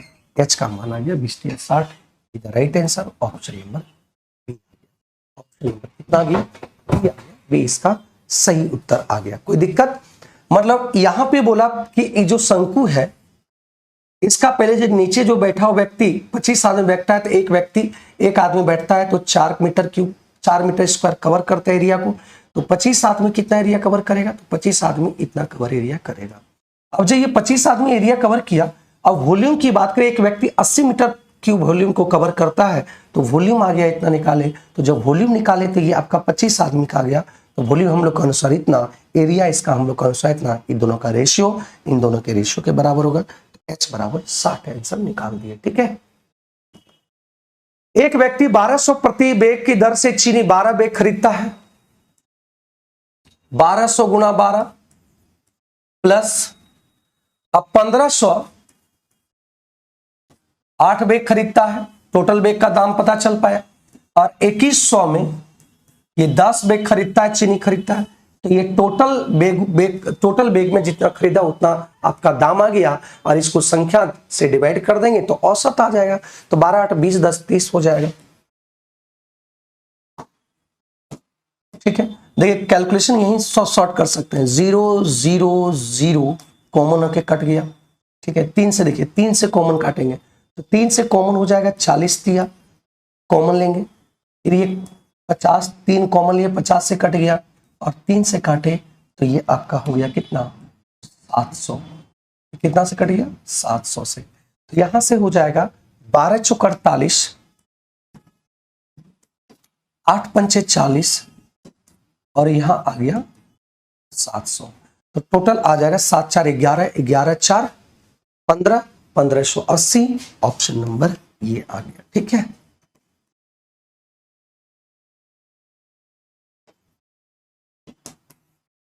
$1580 इधर राइट आंसर। क्या किसी को कोई दिक्कत है यहां तक, बोल दो मेरे भाई। यहां पे किसी को कोई भी परेशानी है, किन्हीं को कोई भी परेशानी अगर है तो बता दो। कोई परेशानी नहीं होनी चाहिए। इस सवाल को देखो, यहां क्या बोला गया है। यहां बोला कि दो संख्याओं का एचसीएफ 21 है, उनके एलसीएम एचसीएफ का इतना गुना है। यदि दोनों संख्याओं में से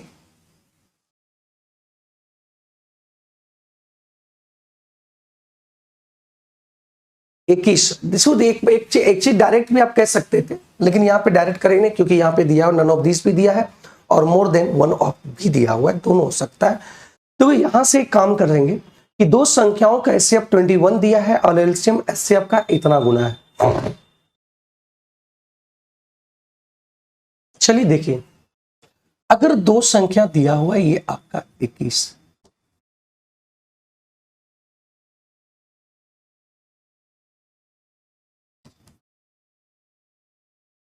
तो जब एचसीएफ 21 दिया हुआ है तो दो संख्या आप निकाल सकते हैं, 21x और 21x और 21y, और x और y क्या होगा, ये आपका को प्राइम नंबर। को प्राइम नंबर कहने का मतलब दोनों में कोई कॉमन नहीं होगा, दोनों में कोई कॉमन नहीं होगा।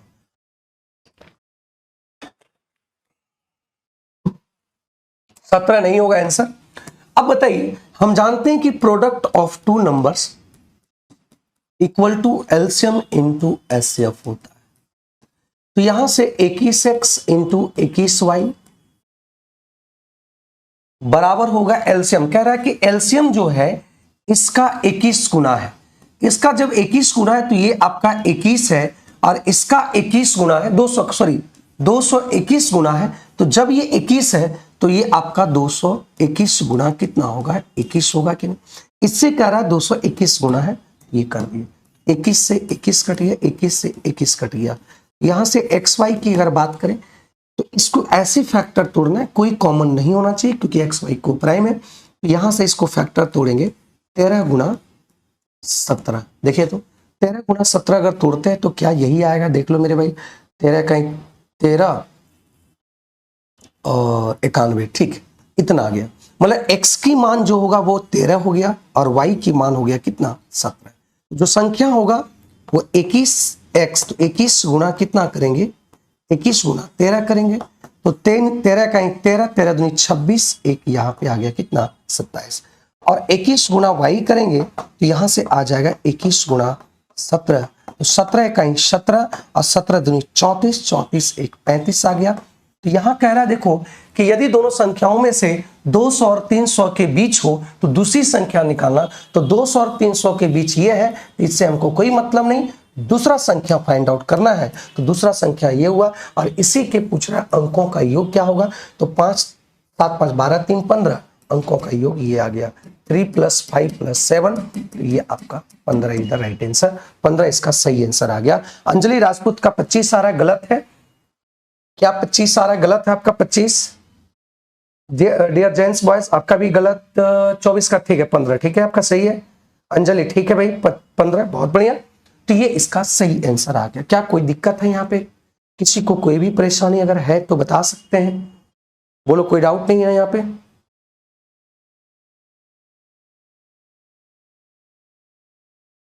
चलिए आगे बढ़ते हैं। देखिए ये सवाल आपके बहुत जबरदस्त सवाल है। कह रहा है यहां पे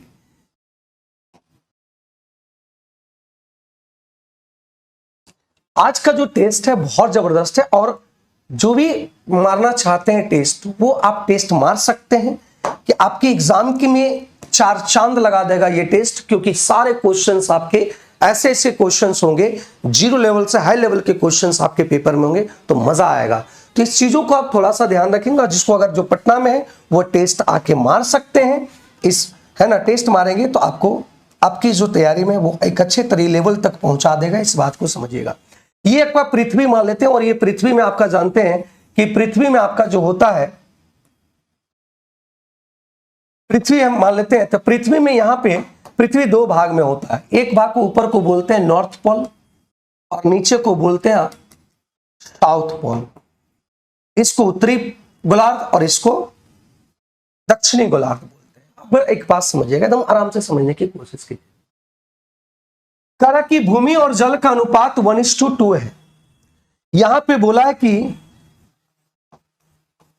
भूमि और जल का अनुपात जो है वो 1:2 है। अब कह रहा है उत्तरी गोलार्ध में भूमि और पानी का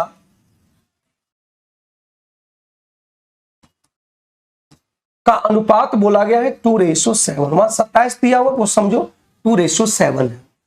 और कह रहा है दक्षिणी गोलार्ध के आधे हिस्से में, दक्षिणी गोलार्ध के आधे हिस्से में आपका आधे हिस्से में लैंड और वाटर का रेशियो दे रखा है 3:2। ये रेशियो है, ठीक है, यहां इंग्लिश में देखिए रेशियो दिया हुआ, ये 3:2 है। तो आधे वाले में भाग में, आधे वाले गोलार्ध के आधे दूसरे भाग में ये दो भाग बांटा, तो इसमें क्या रेशियो होगा, ये बात कह रखा है, ठीक है। आराम से देखिएगा, जूम कीजिएगा, इस बात को समझिएगा कि ये भूमि, अगर भूमि की बात किया जाता है तो ये 1:2 है। इसको ऐसे मानेंगे कि पॉइंट में ना आए, तो यहां पे अगर मानते हैं इसको 90 मानते हैं, तो 90 45 का आधा ये पॉइंट में आ जाएगा। 180 मान लो कि ये टोटल आपका एरिया अगर यहाँ 3 है, तो इसमें आप 180 लाने के लिए 60 गुना कर दो, क्योंकि 60 को आधा करेंगे तो 90 और 90 का फिर आधा 45 पॉइंट में नहीं आएगा, तो 60 गुना किए तो यहां भी कितना आएगा 60, और यहां भी कितना 60। मतलब इसका मतलब पूरे पृथ्वी पर 60 यूनिट भूमि है, 60 यूनिट भूमि है, और ये आपका 120 यूनिट आपका जो है स्क्वायर यूनिट आपका जल है। इस बात को समझते हैं, आराम से ध्यान दीजिएगा, जो कह रहे हैं बस उस करते जाइए। हम 60 क्यों माने, क्योंकि हम यहाँ पे 60 इसलिए माने, 80 180 माने कि ये 90 आधा होगा, ये 90 में आधा आधा होगा, तो पॉइंट नहीं आएगा, सब बिना पॉइंट का आंसर निकल जाएगा। इस बात को ध्यान रखिएगा। मतलब ये आपका टोटल, अगर ये कह दें तो ये आपका एरिया, ये आपका टोटल एरिया 180 हो गया। भूमि और जल पूरे पृथ्वी पर इकाई अगर मान लिए कि 60 6 18 180 यूनिट आ गया, इसका मतलब ये आपका जो यूनिट होगा इसमें आपका 90 होगा, और इसमें टोटल में आपका 90 होगा, तो ये आपका 45 होगा, और ये भी आपका जो होगा वो कितना होगा 45, क्योंकि 90 ये जो ये 0 डिग्री होता है विषुवत रेखा, इसको दो भागों में बांटता है, नॉर्थ पोल और साउथ पोल, और साउथ पोल को दो भाग में हिस्से में बांट दिया, एक 3:2 के रेशियो में, और यहां क्या होगा रेशियो, यही तो आपको निकालना है। तो 90, अब इसको 45 और 45 बांट दिए, दो बराबर भाग में इसको बांट दिए, ये क्या करें, दक्षिण गोलार्ध को आधे हिस्से में, भूमि और आधे हिस्सा, दो भाग में इसको बांट दिए, ठीक है। अब देखिएगा यहां से क्या कहना चाहता है, आराम आराम से देखिएगा, यहां से स्टार्ट करते हैं।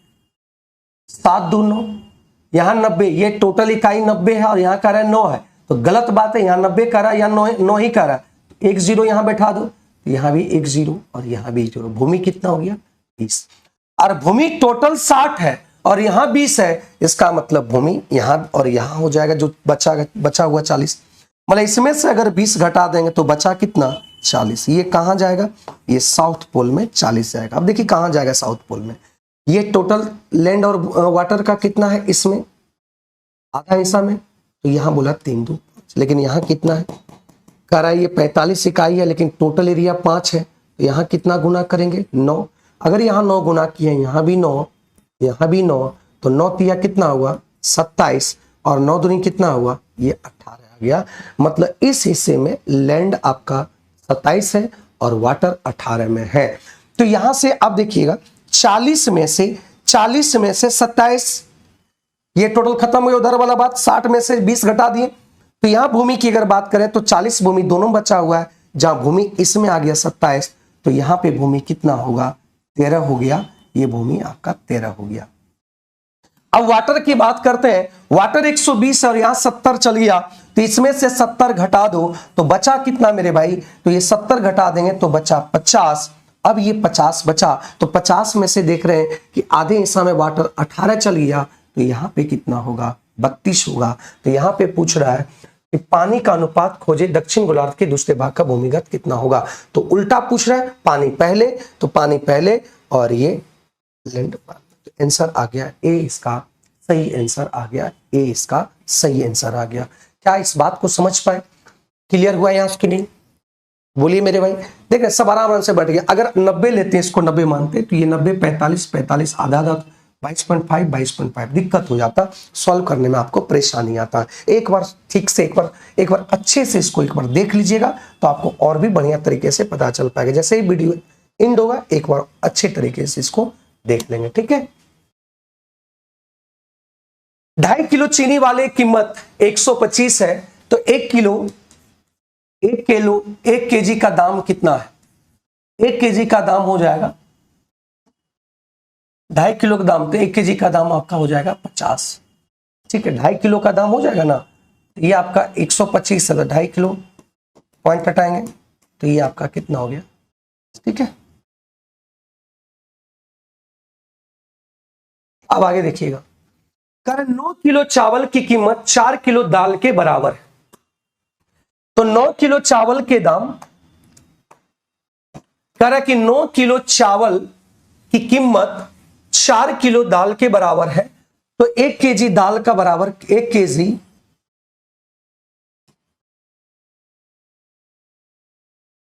दाल का मूल्य कितना होगा। तो देखिए कितना है, 9 केजी चावल, 1 केजी का दाम 50, तो 9 केजी दाम कितना हो जाएगा 450।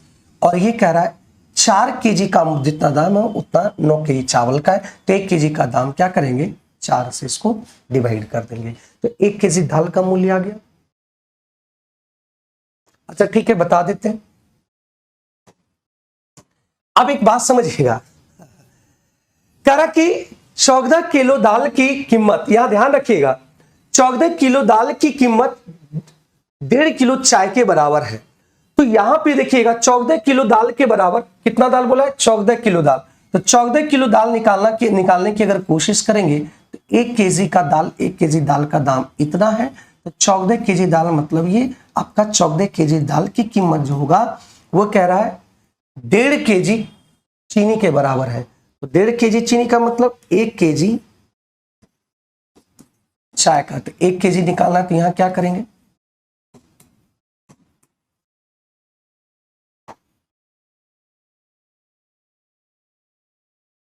वन 1.5, या 1.5 केजी का दाम इतना हो गया, तो 1 केजी का दाम यहीं से हम करते चल गए, तो 1 केजी चाय का दाम हो गया। फिर कह रहा है 2 केजी चाय की कीमत 5 किलो नट के बराबर है, तो 5 किलो नट के बराबर है, तो 1 केजी नट के बराबर कितना होगा, तो 1 केजी नट का मूल्य के बराबर होगा। इसका मतलब ये आपका टोटल जो है, ये टोटल आपका जो है, ये टोटल आपका 1 केजी का चाय है, और कह रहा है 2 किलो चाय का दाम जितना होगा 2 गुना कर दिए 1 केजी नट के बराबर, या 5 किलो नट के बराबर, तो 1 केजी नट का बराबर कितना होगा, ये 5 हो गया। तो कह रहा है 11 किलो नट के बराबर कितना होगा, 11 केजी नट का मूल्य कितना होगा, तो यहां आ जाएगा 450 गुना 14 गुना 2 गुना 11 केजी, 1 केजी का दाम इतना है, तो 11 उधर गुना कर दिए, क्योंकि 1 केजी नट का दाम इतना, तो 11 केजी गुना कर देंगे, तो यही आंसर आ जाएगा, और यही आंसर आपको निकालना है। तो पॉइंट हटाएंगे, यहां पे ये आ गया 15 तिया 45,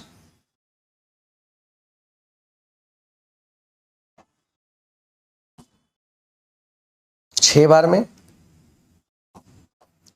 ये 2 बार में, और ये कट गया 3 बार में, ठीक है। तो यहां से इसको काटेंगे, 3 इकाई 3,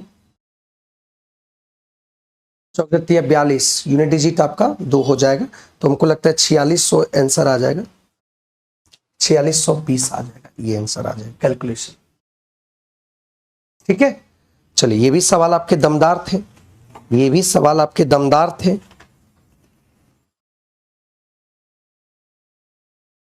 ठीक है, सी इसका सही आंसर आ गया। अब देखिए यहां पे एक बात, यूनिट डिजिट को थोड़ा सा ध्यान रख देख लेना, यूनिट डिजिट का कॉन्सेप्ट ध्यान रखना। किसी संख्या के अंत में 0 1 5 अगर 6 होगा यूनिट डिजिट पे, किसी संख्या के अंत में 0 1 5 6 होगा, तो इसका यूनिट डिजिट भी आपका वही होगा, चाहे पावर कुछ भी रहे, चाहे पावर क्या रहे, कुछ भी रहे। अगर किसी संख्या के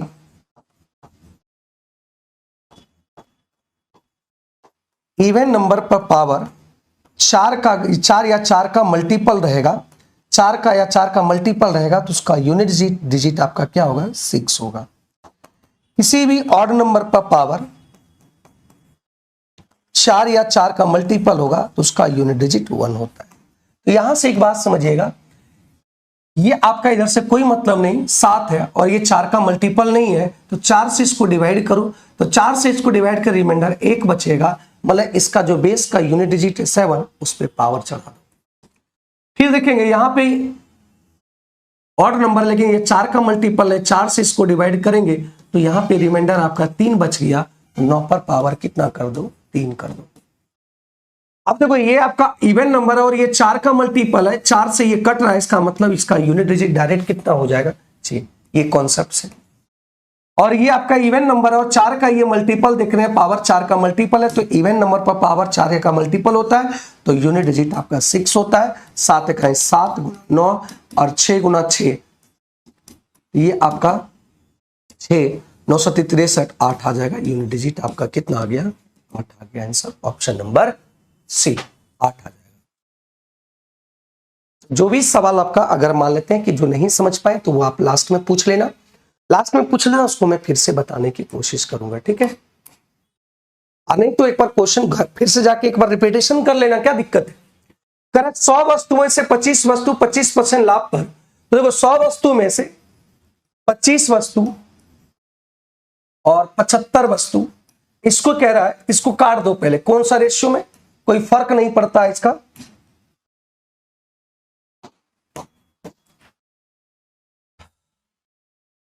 तो कह रहे हैं यहां पे एक वस्तु पर 25% लाभ, तो 25% लाभ कर दिए।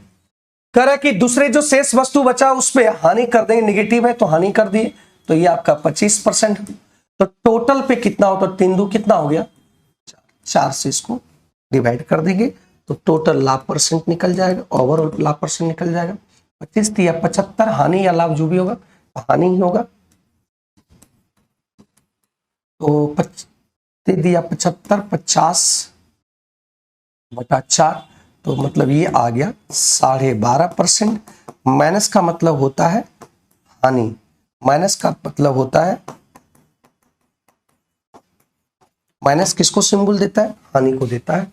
ऑप्शन नंबर सी आ गया। ठीक है, क्या कोई दिक्कत है, option number C is the right answer. किसी को कोई परेशानी है तो ये आपका आंसर आ गया। कोई दिक्कत है मेरे दोस्त, बता दो। इसको आप ऐसे 25 मानो, ये करो वो करो, निकालने में आपको समय लगेगा, तो हम डायरेक्ट इसको रेशियो ले लिए, क्वेश्चन आसान हो गया। अब इसका 1 वस्तु को बेचा 25% लाभ पर, इसका सिर्फ लाभ निकाल लिए, और शेष को बेचा हानि पे, इसका सिर्फ हानि निकाल लिए, और जोड़े तो टोटल मिलाकर हानि हुआ 50/4, और यहाँ पे हानि निकाल दिए। ठीक है, लॉस हो जाएगा 12.5% का। ठीक है मेरे भाई, ये सवाल देखिएगा यहां पे,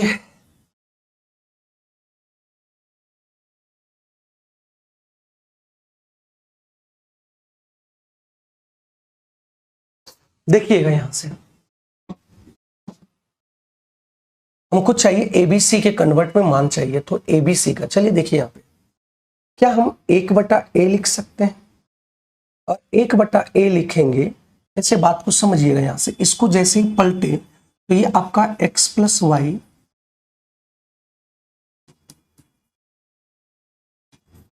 क्या हम इसको इस तरह से लिख सकते हैं, एक्स कट गया xy और y कट गया,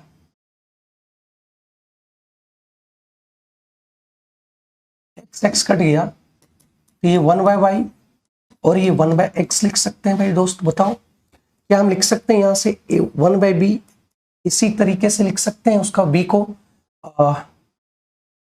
1/z और z z कट जाएगा तो 1/x। या इसी तरीके से हम इसको लिख सकते हैं, देखिए तो पलटेंगे तो 1/z और 1/y। बोलिएगा जी हाँ सर लिख सकते हैं। क्या हम इसको लिख सकते हैं, इसको जोड़ दीजिए सभी को, a/a 1/b और 1/c जोड़ सकते हैं मेरे भाई। अब सब देखिए 1/x 2 बार, 1/z 2 बार और 1/y 2 कॉमन लेते हैं, यहाँ पे आ जाएगा 1/x 1/y और 1/z। कोई दिक्कत नहीं है। हमको चाहिए किसका मान, x का मान चाहिए। हमको x का मान चाहिए तो x को बचाना पड़ेगा। ये आपका हो गया AB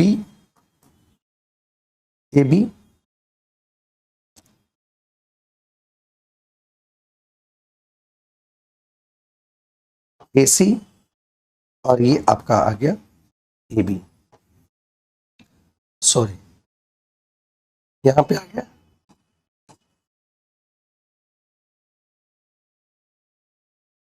और यहां आ गया ABC। ठीक है, एलसीएम ले लिए तो यहां ऊपर लिख लिए, कोई दिक्कत।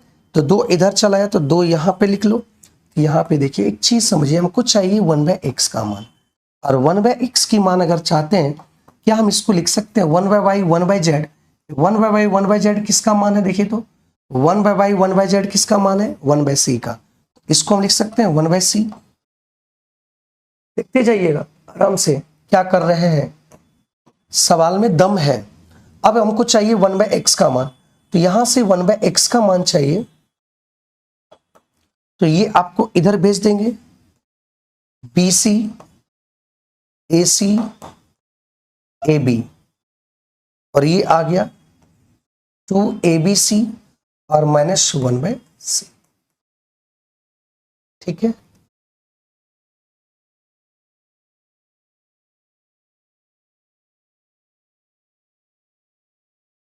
यहां से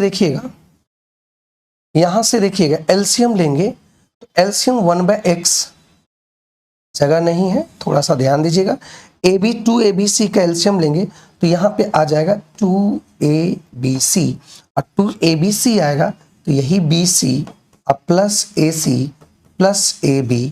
और एक बात समझिएगा, एलसीएम लिए C से C कट जाएगा, उधर चल जाएगा क्या -2AB। अब देखिएगा -2AB आया, -2AB आया। अब जब इसको हम सॉल्व करेंगे तो ये -AB में आएगा और -AB आएगा तो बटा में -AB आएगा, ऊपर ये पलट जाएगा तो ये x का मान आ गया कितना 2ABC बटा BC बटा AC और माइनस यहां से आ जाएगा AB।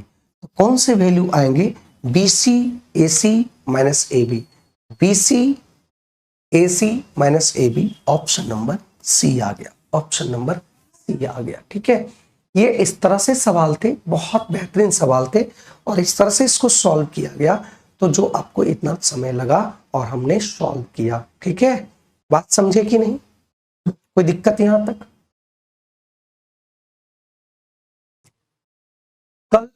कल टेस्ट नहीं हुआ था संतोष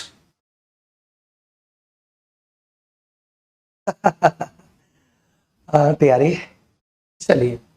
कर साधारण ब्याज किसी वार्षिक ब्याज दर से 4300 रुपया एक राशि 2 वर्ष में बढ़कर इतना हो गया। तो 4300 आपका मूलधन था, प्रिंसिपल था, बढ़कर हो गया कितना 4644 हो गया ये अमाउंट। तो यहां पे अगर रेट की बात करें तो यहां पे ब्याज कितना आया, तो ब्याज देखने को मिला कि यहां पे आ गया 4 और 4, 6 में से 3 गया 3, ये आ गया 34। तो 2 साल में इतना, ये आपके कितने साल में, ये 2 साल में, तो 1 साल में कितना होगा 2 से डिवाइड कर देंगे तो ये आपका 172 आ जाएगा, 172 आ जाएगा। क्या यहां तक कोई परेशानी है मेरे दोस्त, बोलो मेरे भाई। 172 आ गया। तो जब इसका रेट निकालेंगे तो रेट परसेंट हो जाएगा ब्याज गुना 100 और बटा मूलधन गुना टाइम। टाइम तो 21 साल का है, तो ये आपका आ गया, ये कट जाएगा और ये आपका 4 बार में कट जाएगा 4%। तो कह रहा है यहाँ पे कि 10,104 हो गया 5 सालों में इसी ब्याज की दर से। तो अगर यहाँ पे मूलधन को मान लिए 100%, तो मूलधन को सब 100% मान लिए तो ब्याज कितना आएगा? तो ब्याज की अगर बात करें तो ब्याज हो जाएगा 5 चौक 20, तो ये आपका 20%। ये 100 माने तो ये 100 आया, तो ब्याज आपका 20%, क्योंकि आरटी परसेंट तो परसेंट बराबर यहाँ 100 है, तो इसका ब्याज 20 आ गया। तो अमाउंट कितना होगा? 120 होगा, और यही बराबर दे रखा है आपका 10,104, 120 यूनिट बराबर दे रखा है। निकालना किसको है मेरे दोस्त? निकालना है आपको क्या निकालना है? मूलधन निकालना। तो मूलधन आपका कितना है? ठीक है, तो आंसर आपका कितना आने वाला है मेरे दोस्त? बताओ इसका आंसर कितना आएगा? ठीक है, काट लो इसको, काट लेना खुद से, समय नहीं है क्योंकि फटाफट लाना है। ये आंसर आ गया, C is the right answer, C इसका सही आंसर आ गया। ठीक है, करा कि A B plus B C A plus B C. A B कह रहा है 16 दिन में, सी ए कह रहा है 32 दिन में, और बी सी कह रहा है 24 दिन में। तो ये आपका सबसे पहला हमको चाहिए टोटल वर्क कितना हुआ। तो 32 24 32 ये आपका 96 हो गया, 16 छक 96, 32 तिया 96 एक दिन का, और 24 चौका 96 एक दिन का। तो यहां पे ये पर डे यूनिट आ गया। कह रहा है कि उन्होंने 12 दिन तक एक साथ काम किया। तो 12 दिन तक कौन कौन साथ किया? तो 12 दिन तक ए प्लस बी प्लस सी एक साथ काम किया। सबसे पहले बात समझो कि यहां पे जो आएगा 2a प्लस बी प्लस सी, क्योंकि ए 2 बार, बी 2 बार, सी 2 बार, और 6 4 दिन 13 हो गया। तो ये यहां पे अगर a प्लस बी प्लस सी की अगर बात करते हैं तो ये 13/2 क्षमता आ गया, 13/2 क्षमता आ गया। तो ये 12 दिन तक काम किया, तो 12 गुना 13/2 करेंगे, 13 छक 78, मतलब 78 काम कर लिया। तो जब 78 काम कर लिया तो बचा काम कितना? तो 16 8 ये बच गया 18। तो रिमेनिंग वर्क इतना बचा है। इसी रिमेनिंग वर्क में कह रहा है कि बचे हुए काम को सी कितने दिन में, अकेले कितने दिन में करेगा। तो सी यहां से निकालेंगे, सी की अकेले क्षमता कितना होगा। तो बताइए, ए बी सी का मान 13/2 है, तो जिसमें ए बी का मान अगर घटा देंगे तो सी का मान पता चल पाएगा 13/6 या 6 दूनी 12, 1/ आपका 2 आ गया। अब यहां पे रिमेनिंग काम को कौन करेगा? टाइम ऑफ सी करेगा। तो यहाँ पे 18/1/2, तो 18 दूनी कितना? 36 दिन लगाएगा। कौन काम करने में? सी शेष काम को करने में। सी शेष काम को करने में कितना लगाएगा? 36 दिन लगाएगा। क्या इस बात को समझ पाए? इजी था, इसलिए हम थोड़ा सा फास्ट कर दिए। किसी को परेशानी हुआ तो बताएंगे मेरे भाई, क्योंकि यहाँ पे A B C S B C काम कर रहा है, टोटल काम यूनिट निकाले 96। तो यहाँ पे 12 दिन तो उन्होंने किया, ए बी सी मिलकर काम किया। तो यहाँ पे देख रहे हैं कि 2a 2b 2c आ रहा है, 2a प्लस बी प्लस सी 13 आया। तो हमको एक बी एक ए एक सी का चाहिए, तो यहाँ 2 से डिवाइड किया, 13/2 आया। ठीक है, 12 दिन में इतना काम कर लिया 78, तो बचा काम 18। यही काम को कौन करेगा? सी करेगा, और यही सी को करेगा। सी की क्षमता कितना है? सी की क्षमता 1/2 निकाल के लाए और डिवाइड कर दिए, आंसर ये आ गया। यही आपका देखिए टेस्ट है, ऑनलाइन टेस्ट है, 99 रुपया में आपका टेस्ट है। तो 99 रुपया में सेशन 5 का टेस्ट है, 20 सेट आपका है, और ये आपके 9 to 10 का आपका 6 to 8 का सारे ये आपका सेशन है, जिसमें 40 क्वेश्चन होंगे, और maths plus science combo batch होगा, उसका 149 में आपका टेस्ट होगा, और 20 सेट होंगे, है ना। इसमें 40 सेट होगा, इसमें 40 सेट होगा, इस बात को देख लीजिएगा। 40 सेट मतलब 20 सेट आपका मैथ्स और 20 सेट साइंस का। ठीक है, तो दोनों आप परचेज कर सकते हैं और आप लगा सकते हैं आप टेस्ट इसको। ठीक है, करा एक यात्रा का 5वां हिस्सा, एक यात्रा का 5वां हिस्सा इतना किलोमीटर में तय किया गया है, और एक चौथाई का हिस्सा इतना में, और शेष 60 किलोमीटर प्रति घंटे की चाल से। पूरी यात्रा का औसत क्या होगा? एवरेज स्पीड बराबर क्या होता है?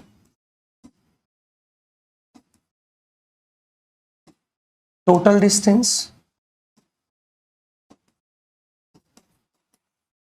Total time. एक काम करते हैं 1/5 1/4 फ्रैक्शन में हम कुल डिस्टेंस मान लेते हैं, इसका एलसीएम मान लेते हैं 5 चौक 20, इसका एलसीएम मान लेते हैं 5 चौक 20, तो ये आपका 20 आ गया, कुल एलसीएम मान लेते हैं। तो टोटल डिस्टेंस ऊपर हो गया टोटल कितना 20, और कह रहा है कि 1/5 मतलब 4 भाग को वो चल रहा है 25 किलोमीटर प्रति घंटे की रफ्तार से, ठीक है। प्लस कह रहा है 1/4 भाग, तो 20 का 1/4 भाग एक करेंगे तो ये 5, और ये चल रहा है 25 किलोमीटर प्रति घंटे की रफ्तार से। और ये कह रहा है शेष जो है वो 60 किलो, 5 4 9 खत्म हो गया तो 11, ये चल रहा है 60 से, ठीक है। ये चल रहा है किससे 60 से। तो यहां से आप इसको सॉल्व करेंगे,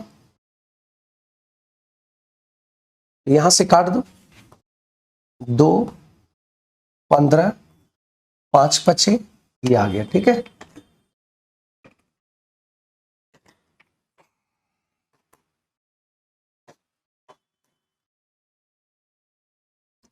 एलसीएम आएगा तो ये आपका 15 5 एलसीएम आएगा 60, 15 चौका 60 तो 2 चौक 8, 12 पंचे 60 तो ऊपर 12, 60 कहीं 60 तो 11, तो यहां से ऊपर चल गया छेद में 12, तो ये 1200 और बटा आ गया कितना 11 और 12 12 20 31, ये 31 आ गया। यही आपका क्या हो गया किलोमीटर पर आवर। ये टाइमिंग हो गया 4 किलोमीटर, 4 यूनिट की मान ली 20 माने 4 किलोमीटर 20 घंटे 30 किलोमीटर प्रति घंटे की चाल से रहती है। ये टाइमिंग हो गया, ये भी टाइमिंग हो गया, और यहां से हम लोग निकाल दिए। तो कौन सा आंसर आ जाएगा मेरे दोस्त, कौन सा आंसर आ जाएगा एक बात बताएंगे। तो ये आपका आ गया 38 पॉइंट, ये इसका सही आंसर आ गया, ठीक है। कर लेना ये, ठीक ना मेरे दोस्त। प्लेटफॉर्म पर एक लंबी रेलगाड़ी की लंबाई, एक प्लेटफॉर्म पर लंबी रेलगाड़ी की लंबाई, प्लेटफॉर्म की लंबाई रेलगाड़ी की लंबाई से दुगनी है, मतलब ये प्लेटफॉर्म की लंबाई है। अगर ये x होगा तो ये आपका 2x होगा। रेलगाड़ी की चाल 144 किलोमीटर प्रति घंटे की रफ्तार से जा रहा है। रेलगाड़ी प्लेटफॉर्म को 30 सेकंड में पार कर रहा है। कितना सेकंड में 30 सेकंड में पार कर रहा है। तो प्लेटफॉर्म की लंबाई क्या होगी, इस बात को समझिएगा। यहां से एक बात समझिएगा कि जब इस प्लेटफॉर्म को पूरी तरह से पार करेगा तो ट्रेन की खुद की लंबाई और प्लेटफॉर्म की खुद की लंबाई, ट्रेन की खुद की लंबाई और प्लेटफॉर्म की लंबाई दोनों को अपने एक दूसरे को पार करेगा। तो टोटल लेंथ इतना, लेकिन हम लोग के अनुसार अगर निकालेंगे कि 144 5/18 गुना कितना कर देंगे 30, 4 गुना समय आपका हो जाएगा डिस्टेंस, और इधर ये आपका डिस्टेंस पार करेगा।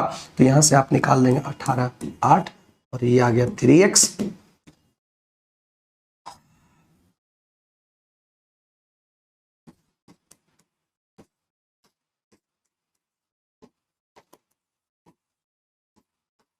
x बराबर कितना आ गया 400 मीटर।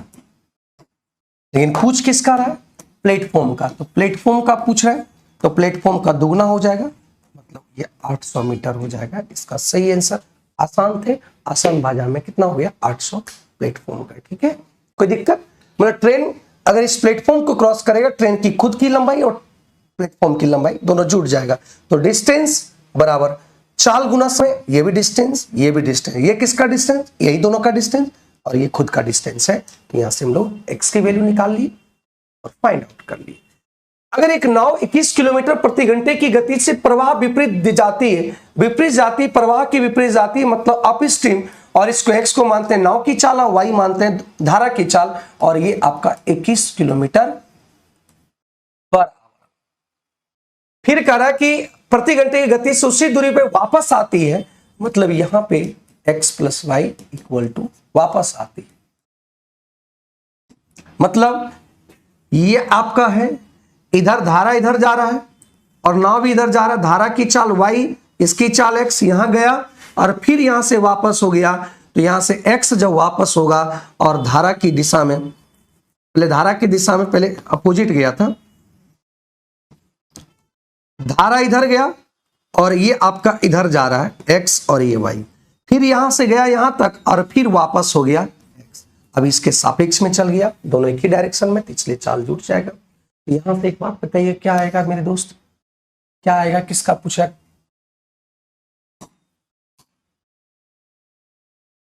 तो कुल यात्रा का औसत गति, तो कोई दिक्कत नहीं, कुल यात्रा का औसत गति है, तो आप ऐसे भी लिख सकते थे।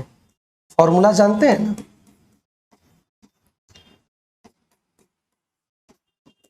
फॉर्मूला जानते हैं, 2xy, सेम डिस्टेंस को इधर गया और फिर वापस आया सेम डिस्टेंस को, 2xy 28 गुना, दोनों को जोड़ देंगे तो ये 49 आ गया। तो 7 या 21, 7 7 49, 7 चौक 28, तो ये आ गया 4 तिया 12, 24 किलोमीटर पर आवर। ये फॉर्मूला जानते हैं ना, 2xy बटा x प्लस वाई, ठीक है। जब सेम डिस्टेंस को दो चाल से अगर दूरी तय करें, सेम डिस्टेंस को 2 चाल से दूरी तय करें, तो ये फॉर्मूला आप लगा सकते हैं, इसमें कोई इशू नहीं। आप ऐसे भी कर सकते थे, ये चाल को गया इधर से 21 से और इधर से आया 28 से, तो इस डिस्टेंस को ऐसा डिस्टेंस मान लो कि दोनों का एलसीएम आ जाए, तो 7 28 गुना 3 कर लेंगे, 8 या 24 और 3 में 6, क्या मान लें इसको, 28 तिया 84 मान लो, आसान हो जाएगा।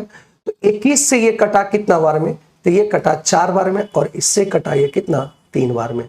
तो टोटल डिस्टेंस 84 है, लेकिन आने और जाने में 2 बार, बटा इसका समय 4 और 3, 4 3 कितना, 7, 12 सती 84, तो ये आपका 24 किलोमीटर इस तरह से भी बना सकते हैं और इस तरह से फॉर्मूला से भी बना सकते हैं, ठीक है।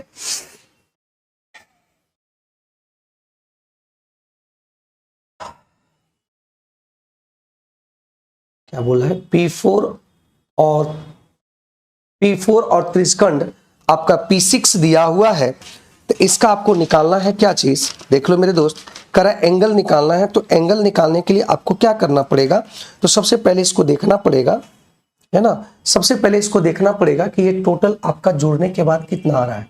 जोड़ने के बाद देखा गया, तो यहाँ पे देखा गया जोड़ने के बाद 280 है, ये 280 है, और जब एक बार पूरा चक्कर लगाएगा तो ये आपका चक्कर 360 डिग्री का हो जाएगा, ठीक है। लेकिन यहाँ पे बोला क्यों है, बोला है P4 और P6, तो P4 56 और P6 आपका 42, तो यहाँ पे इसको दोनों को जोड़ देंगे, तो यहाँ 6 2 8 98 आ जाएगा। यहां से आपका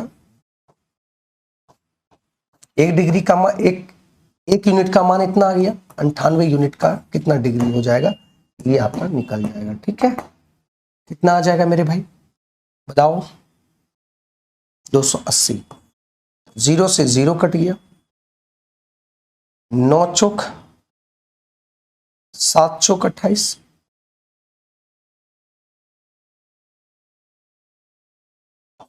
और ये कट गया 14, 9 चौक 36, 126 डिग्री। ऑप्शन नंबर सी आ गया। कोई दिक्कत यहां तक, चलिए यहां भी कोई परेशानी नहीं है।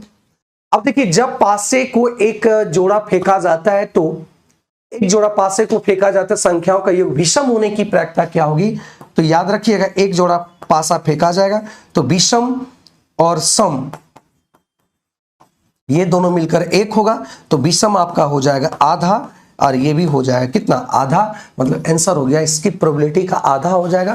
प्रोबेबिलिटी कितना हो जाएगा, आधा हो जाएगा, ठीक है। क्योंकि विषम होने की प्रायिकता आधा विषम आधा सम, योगफल करेंगे इस तरीके से, ये आधा और ये भी आधा इवेंट हो जाएगा, तो डायरेक्ट आंसर हो जाएगा 0.5 इज द राइट आंसर। इसमें ज्यादा दिमाग लगाने की जरूरत नहीं है। कारण इतना डिग्री और इतना डिग्री से होकर गुजरने वाली सरल रेखा का समीकरण ज्ञात कीजिए। तो जब इतना इतना डिग्री से जब गुजर रहा है, सॉरी, इतना कोऑर्डिनेट और इतना कोऑर्डिनेट से कोई रेखा गुजर रहा है, ये रेखा गुजर रहा है, एक कोऑर्डिनेट से गुजर रहा है, और एक यहां से गुजर रहा है 1 और 3 से जब गुजर रहा है, तो ये आपका ये वैल्यू इसको इस इक्वेशन को सेटिस्फाई करेगा। तो कौन सा आंसर हो जाएगा, ऑप्शन नंबर ए हो जाएगा। आप देख लीजिएगा, -2 करेंगे, 2 दूनी 4 और 5 तिया 15, तो 15 और 4 -15 और 15 और प्लस 15 हो जाएगा आपका 0। एक यही ऑप्शन है और दूसरा कोई आंसर नहीं होगा, ऑप्शन नंबर ए आ जाएगा। इसमें ज्यादा दिमाग लगाने की जरूरत नहीं है, क्योंकि अगर ये सेटिस्फाई करेगा, ये लाइन है और इस पे पॉइंट पर आपका ये पॉइंट दिया हुआ है, तो ये पॉइंट इस लाइन को सेटिस्फाई करेगा और इस लाइन यहां दिया हुआ है, इसमें वैल्यू पुट कर दो और देख लो और सेटिस्फाई करेगा। यहाँ पे 1 मान लो, 2 और 3 मान लो, 3 3 9 3 3 9 9 2 11 11 माइनस 11 0 आ जाएगा, ये भी सेटिस्फाई हो जाएगा। ठीक है, यहां बोला कि निर्देशांक क्या होगा, निर्मित निर्देशांक अक्षों के साथ निर्मित अंतक। समतल भूमि को जब समतल सतह को जब अंतखंड करेंगे तो इसका होता है फॉर्मूला x बटा a, y बटा b और ये z बटा c इक्वल टू 1। अब इसी को इससे कंपेरिजन करना है, 3x यहां से भी 6 से डिवाइड, यहां भी 6 से डिवाइड, यहां भी 6 से डिवाइड, यहां से भी 6 से, सभी जगह दोनों तरफ 6 से डिवाइड किए। ये कट गया आपका 2 बार में, मतलब यहां से मान आ गया x बटा 2। यहाँ प्लस होना चाहिए लेकिन यहाँ नेगेटिव है और यहाँ पे y, यहाँ कुछ नहीं रहना चाहिए, तो ये आपका क्या होगा, ये कट गया 2 और ये कट गया 3। तो क्या हम y को लिख सकते हैं y बटा 3 बटा 2, यही ऊपर जाके गुणा हो जाएगा कि नहीं, ये माइनस यहाँ ले लिए। ठीक है, अब देखिए यहां भी पॉजिटिव होना चाहिए, ये नेगेटिव आपका, ये z और ये आपका आ गया माइनस और इक्वल टू 1। क्या इसके जैसा ये सब हो गया कि नहीं, क्या कंपेरिजन आपका सही है कि नहीं। तो x का मान 2, y का मान इतना और z का मान इतना हो जाएगा। तो आंसर आपका आ गया कितना, बी आ गया, आंसर बी आ गया। सर 11 नंबर क्वेश्चन बता दीजिएगा। ठीक है, तो ये इसका सही आंसर आ गया। ठीक है मेरे दोस्त, कहीं पे कोई भी दिक्कत नहीं होनी चाहिए। आगे बढ़ते हैं, करा इसका माध्यिका ज्ञात कीजिए। तो माध्यिका ज्ञात करेंगे तो देखिए यहाँ पे कितना टर्म है, तो माध्यिका ज्ञात करना है। अगर माध्यिका ज्ञात करना है तो टर्म की देखने की कोशिश करो। टर्म आपका कितना है, 8 है, तो टर्म जब 8 है तो यहां से क्या होगा, 8 बटा 2 प्लस 8 बटा 2 प्लस 1 पद बटा 2, तो ये कितना आ गया, 4th प्लस 5th बाय 2। तो 4th और 5th टर्म, तो 4th और 5th टर्म इसको असेंडिंग ऑर्डर में पहले लिखो, छोटा सा इसलिए लिख ली, नहीं तो वहीं पे हम कर देते। ठीक है, 7 8 11 12 13 14 15 और कुछ छूटा क्या, 7 8 11 12 13 14 15 20। यहां पे बोला चौथा, तो चौथा आपका कौन हो गया, ये चौथा ये हो गया और 5वां ये हो गया, यही आपका माध्यिका हो जाएगा 12.5।